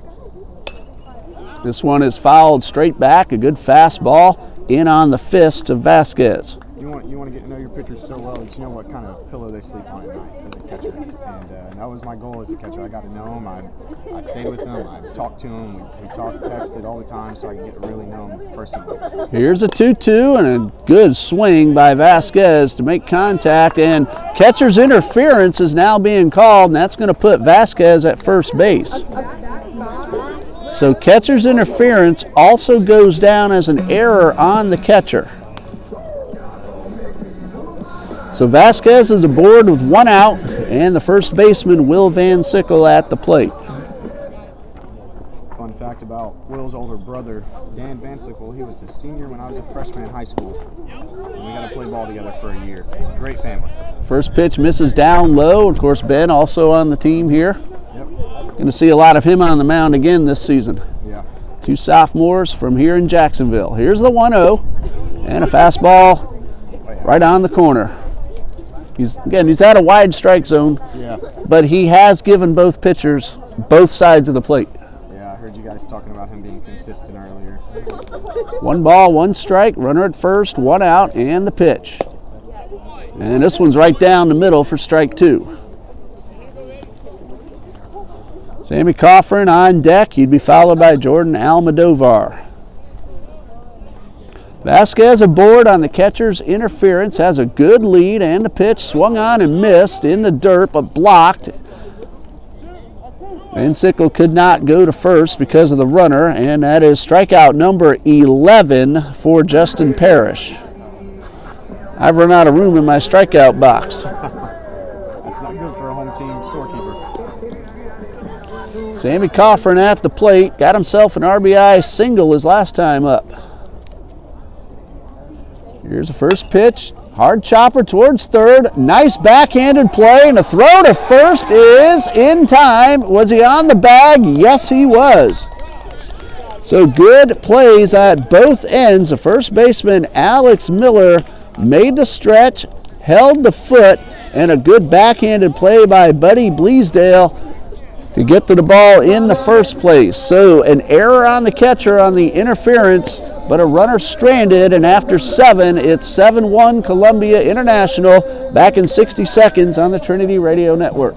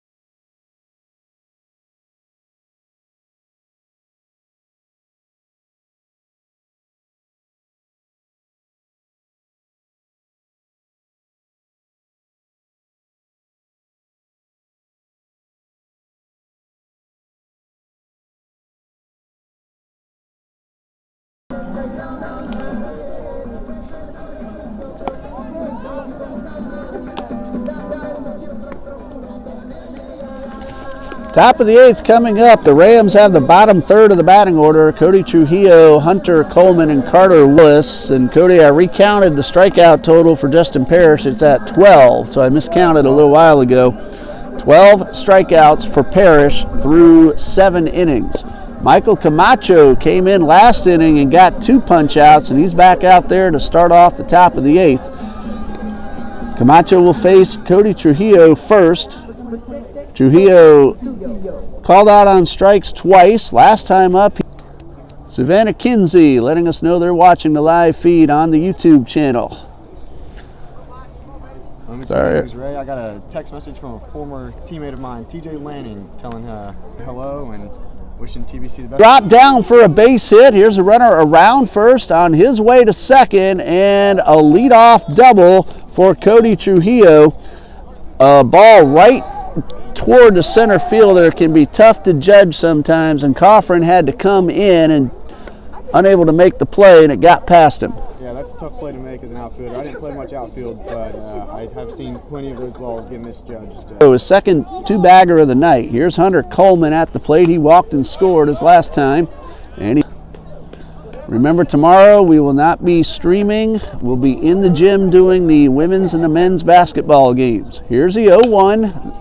Loop down to left field line, but it's going to slice foul and out of play. Got him way out on his front foot on that one, throwing the off-speed pitch to him. Wonder if he comes back with that again here. 2 strikes. No balls and 2 strikes on Cody Trujillo. Hunter Coleman waiting on deck. Carter Willis to follow, barring any pinch hitters.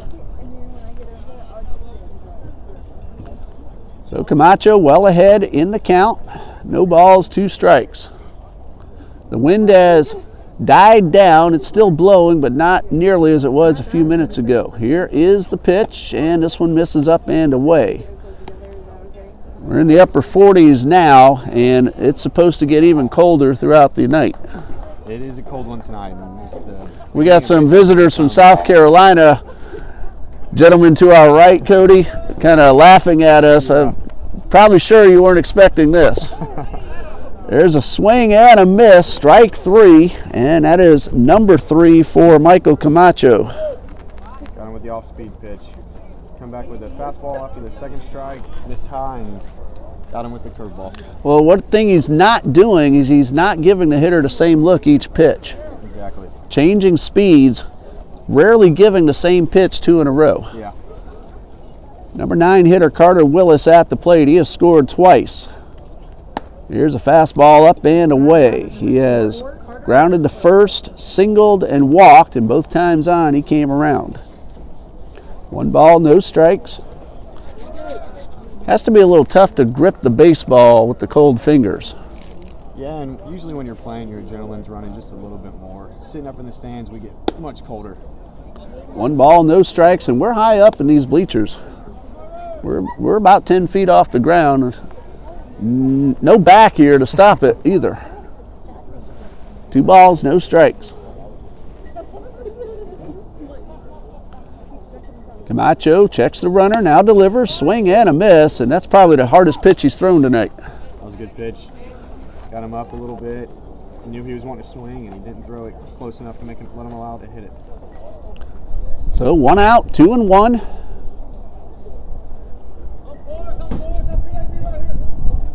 Camacho takes a long look in. All 7 position players playing straight away at their positions. Here's a fastball, swing and a miss, and Willis looks like he chased one out of the zone that time. Yeah, I wouldn't give him anything close right here. I'd throw him another fastball out of the zone somewhere and let him swing at it again. Hopefully he misses this time again. Yeah, 2 and 2. Have a pitch to work with. Camacho from the stretch checks the runner and now takes a look, turns back, but nothing going on. Good time to check him. 1 out, 2 count. Runners like to steal third with this kind of count. Here is a 2-2 and a pitch right down the middle, called strike 3. So that's number 4 in less than 2 innings of work for Michael Camacho after the leadoff double, which really wasn't hit that hard. He has gotten 2 Ks. Here's Chandler Hunter. Showing a lot of different looks tonight to these batters. Hunter is making his 5th appearance at the plate. He has walked, rounded out, reached on an error, and struck out. And the first pitch, curveball, swinging down the left field line. Amlong giving chase. This one will drop foul. That was close. For a moment I thought that might stay in. The little bit of wind that's blowing is blowing that direction and pushed it foul. Yeah, the left fielder's playing a little off the line for this guy, and that one could have been trouble, but luckily it stayed foul. Left-hand hitter at the plate. Sliced that one. Clearly foul. We could see it, but it wasn't by much. No balls and a strike. Big lead off second base by Trujillo. And the 0-1. High pop up. That will stay right there at home plate. And it's going to be the pitcher Camacho who makes the catch. Now, good communication. Almodovar lost the ball in the lights and let his pitcher know. And Camacho was able to make the play. You hate seeing pitchers make those plays, but they know they can do it and they've got the confidence. Let them make it. So a leadoff double stays put, and we go to the bottom of the 8th with the Rams leading 7-1 back in 60 seconds on the Trinity Radio Network.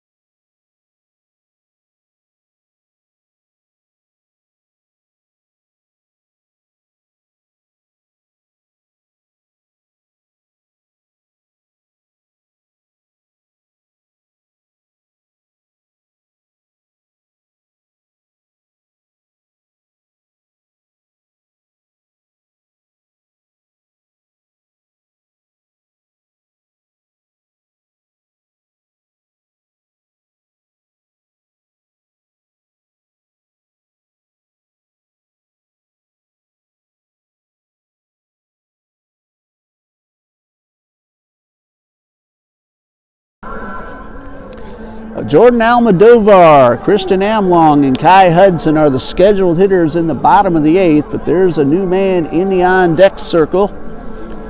And there's a new man on the mound for the Rams, wearing number 15, Levi Parker. So, a great outing for Justin Parrish. 12 strikeouts in 7 innings of work, 1 earned run, 2 hits, and 2 walks. Levi Parker on the mound, and according to what I see on the deck stats page for Coumbia International, this will be Levi's first appearance of the season. New Eagle batter at the plate. Wearing number 40 on his back will be Michael Davis, a freshman from Baker County High School, just a few miles down the road west of Jacksonville. So Michael Davis will be batting for Jordan Almodovar. This will be his first college at-bat. Michael, a freshman, does some pitching, plays some third base.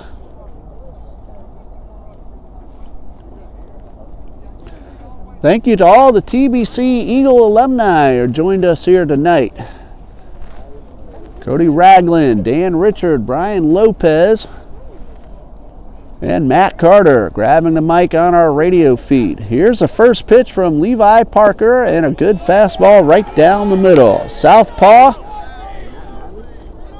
taking over for Parrish, who was just terrific. This is a junior from Chapin, South Carolina. Here is the 0-1, another fastball. This one misses a little bit high.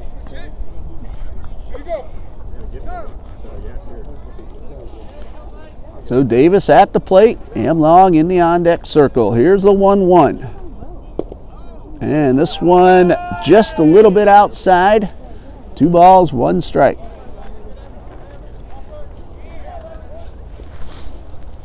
Tom Murphy, our producer, on the radio feed. Dean Bureau, our cameraman, on the YouTube video. 2 balls and a strike. And the pitch. This is chopped or towards second. Going to be an easy play over to first to retire the side. Cody Trujillo makes the play.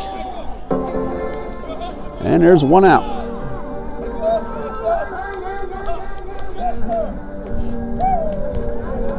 Barring any changes, doesn't look like the Rams have made any defensive changes that I can tell. They don't always tell us when there is a change.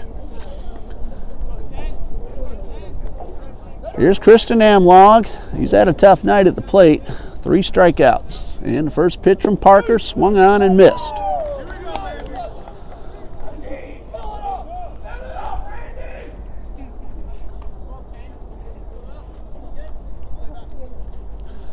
The 0-1 is right down the middle, taken for strike 2. I can hear the Rams in the dugout cheering on their pitcher on the mound. Levi Parker ahead, no balls, 2 strikes, and the pitch. Fastball misses up and away. Looks like there's a new man in the on-deck circle for the Eagles. As the 1-2's coming from Parker, and the pitch misses low and outside. So it looks like we'll have a pinch hitter for Kai Hudson. In the on-deck circle is Xavier Delgado. 2 balls, 2 strikes. Parker ready. Winds up and delivers. Low and inside. That'll fill up the count. So Amlong fell behind 0-2.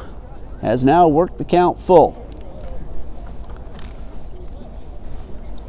1 out, bases empty. Eagles batting in the bottom of the 8th. And here's the pitch. Swung on and missed. Ball gets away, however. Amlong uses his speed, and there will be no throw, and he is aboard. That will go as a strikeout and a pass ball charged to the catcher. First strikeout of the night for Levi Parker. And it brings up Delgado with his first chance in a college uniform. Freshman. Right-handed batter, plays all over the infield. Has good speed at first in Christian Amlong. 1 out, bottom of the 8th. Parker from the stretch, winds and delivers, and swung on a good curveball, dipped down into the dirt. No balls and a strike. Top of the 9th coming up. The Rams have 2, 3, and 4 due up. Hernandez, Bleasdale, and Miller. Here's the 0-1. A fastball catches the outside corner. And Parker getting ahead of the hitter once again. He's gotten a ground ball. He got the strikeout, but Amlong reached as the ball got by the catcher. No balls, 2 strikes. And the pitch misses up and away. 1 ball, 2 strikes.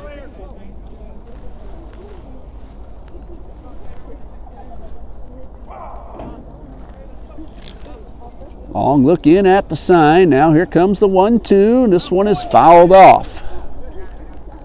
That one had some movement on it. Delgado able to make the contact.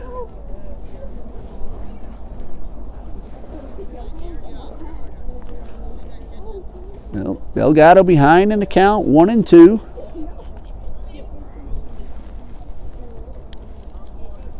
Another long look in from the pitcher, and Parker's ready. Here's the 1-2, high pop foul, out of play.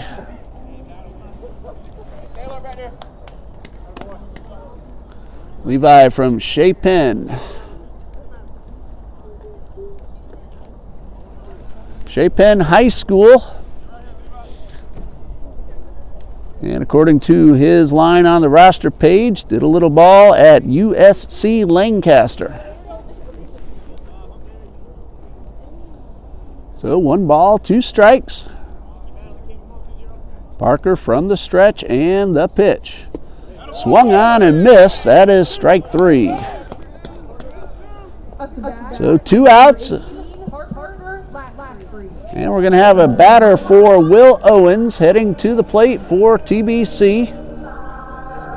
Number 18, freshman Parker Laffrey from Winter Springs, Florida.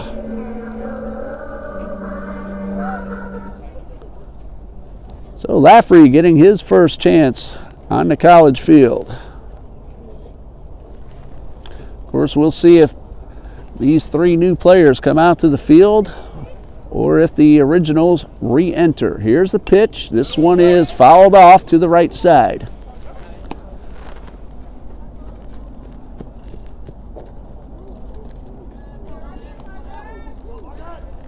No balls and a strike. This was a very fast-paced game until about the 6th inning. Then it slowed down some. Now here's a pitch, and this one fouled right towards the Rams dugout.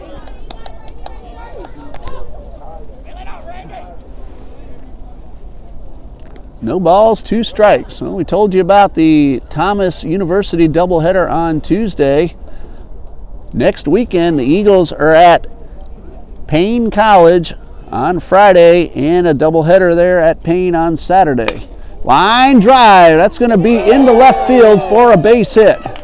So Parker Laffrey gets a base hit in his first college at bat, and there are runners at first and second. Amlong advances. Base hit for Laffrey, and it brings up a new man batting for Christian Draper, wearing number 25, Josh Wharton. So Coach Copeland getting some of the reserves onto the field. Some of the new Eagles. Welcome to Trinity Baptist College. Josh Wharton, a freshman second baseman from Swanee High School. Here is the pitch. It's a chopper towards second. That's going to be an easy play and a tag out, actually. And that's going to end the inning. So a 4 unassisted to retire the side. Eagles get 2 runners on, 1 via the hit, but do not score. After 8, it is 7-1 Coumbia. Back in 60 seconds on the Trinity Radio Network.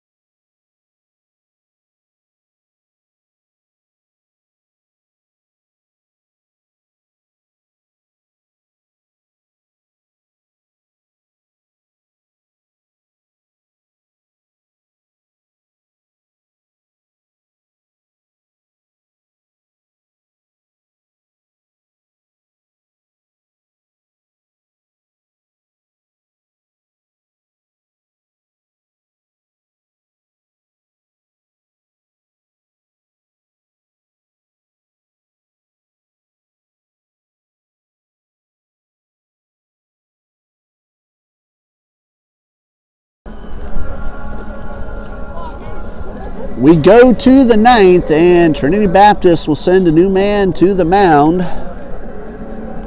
In relief to start the 9th inning, freshman Stephen Smith from Calvary Christian School in Georgia takes over to pitch the 9th inning.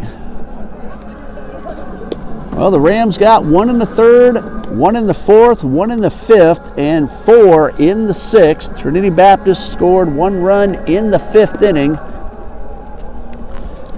And as we start the 9th, hitters 2, 3, and 4 are due up for Coumbia. Joshua Hernandez, Buddy Bleasdale, and Alex Miller are the scheduled hitters.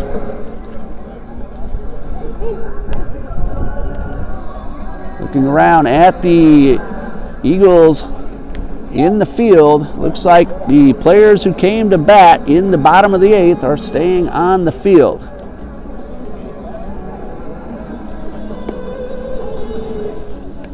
So the top of the 9th is just about ready to get underway.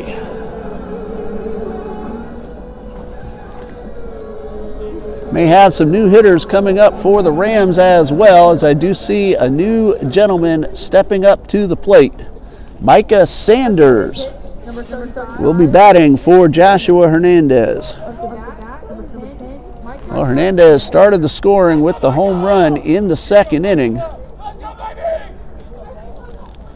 Here's the first pitch from Stephen Smith, and it is a curveball taken for a strike.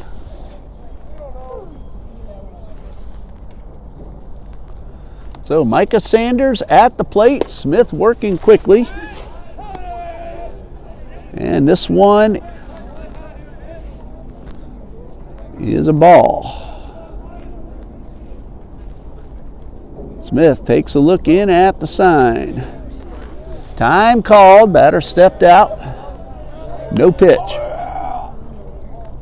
Micah Sanders making his first at-bat of the season. And Smith from the side delivers. This one is swung on and missed, and that is strike 3, so 1 out quickly for Stephen Smith.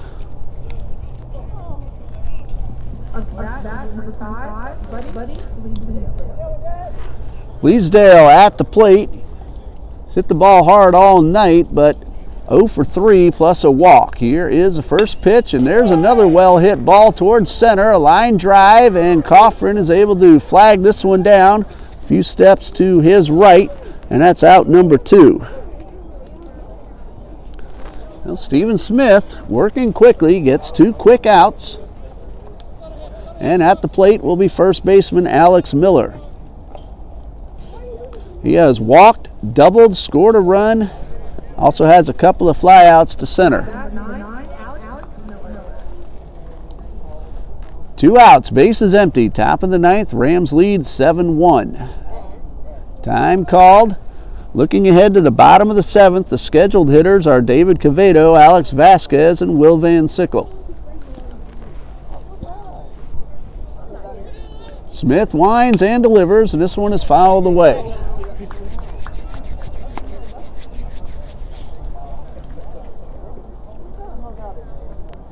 No balls and a strike.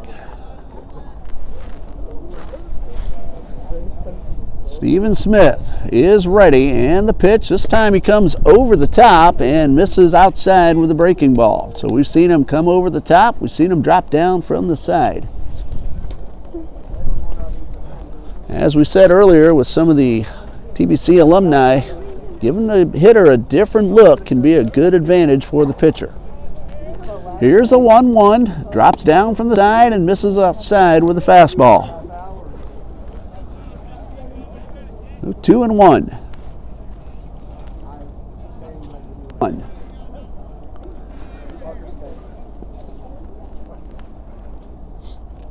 3 balls, 1 strike. And this one misses high and tight. Last time up, called out on strikes. Walked and scored in the 6th. First pitch is behind the hitter.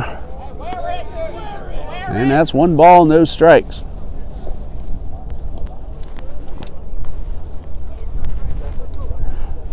The 1-0. Smith takes a long look in, checks the runner. Mid-size lead at first, drops down from the side and misses low and inside. So 2 balls, no strikes. But the runner does hold.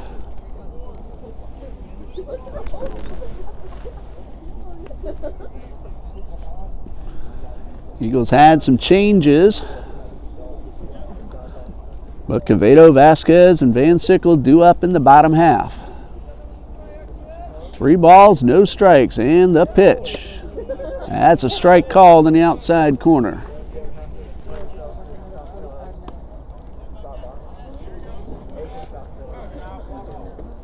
Colton Rollins has taken over behind the plate. He's a freshman catcher from Bell, Florida. Here's a 3-1 and a foul straight back on a breaking ball.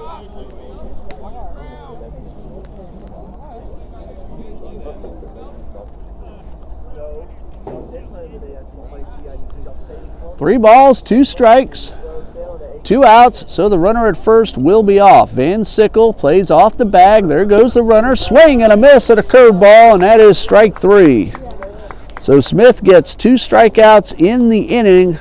Pretty good debut for Steven Smith. He did walk a man, but left him stranded at first. We go to the bottom of the 9th. Coumbia leads 7-1 back in 60 seconds on the Trinity Radio Network.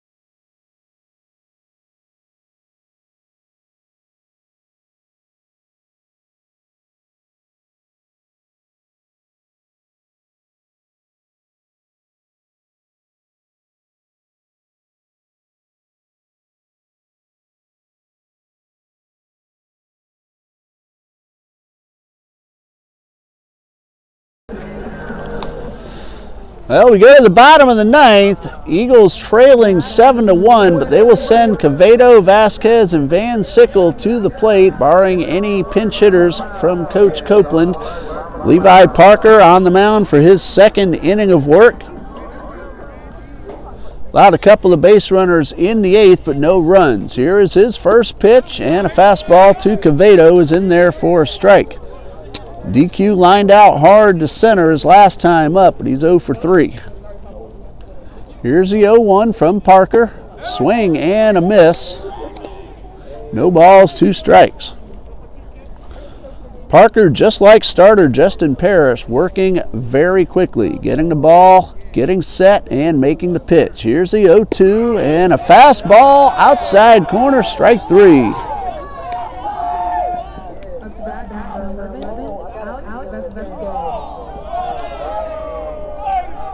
So 1 out, base is empty, third baseman Alex Vasquez due up.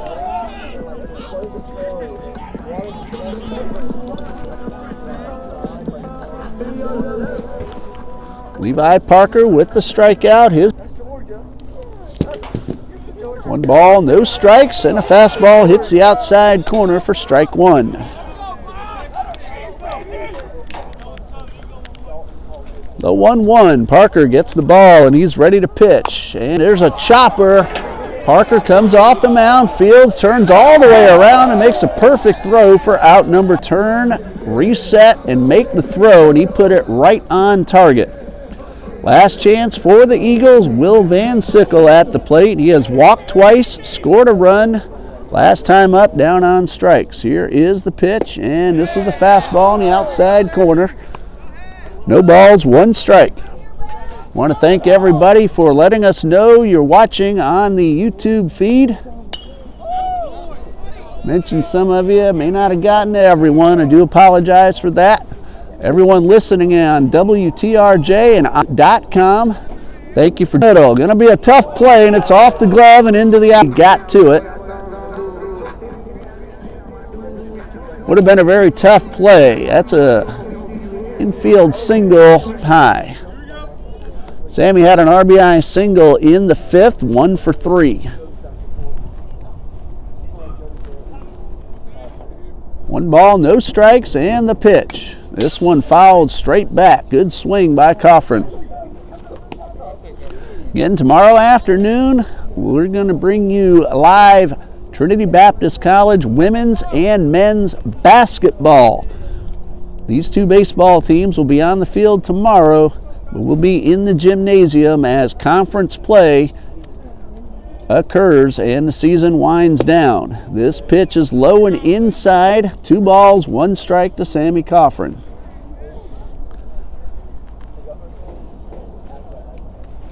Two outs, bottom.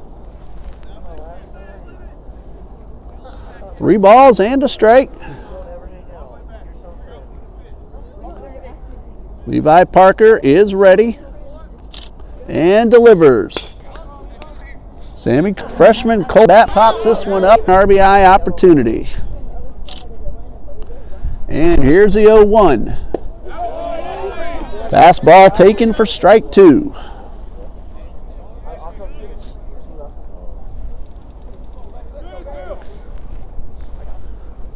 No balls, 2 strikes. And the pitch. This one, strike 3 called in the inside corner, and that's the ball game. 2 strikeouts in the inning for Levi Parker. Final score, Coumbia International 7, Trinity Baptist College 1. The winning pitcher, Justin Parrish, he goes 7 innings. He allows 1 earned run on 2 hits. He walked 2 and struck out 12. Austin Hillier will take the loss for the Eagles. Well, the 2020 season is underway. Game 1 for Trinity Baptist College in the book. Coumbia International now goes to 2-2. These 2 teams will play 2 more tomorrow afternoon. Thank you once again, everybody, for joining us on the YouTube feed and or on ilovethetruth.com and WTRJ. For Tom Murphy, Dean Bureau, Coach John Copeland, Coach John D. Jones, our athletic director, and all of us here at Trinity Baptist College, I'm Ray Bureau. Good night. God bless you from Trinity Baptist College, YouTube TBC Eagles, and FM 91.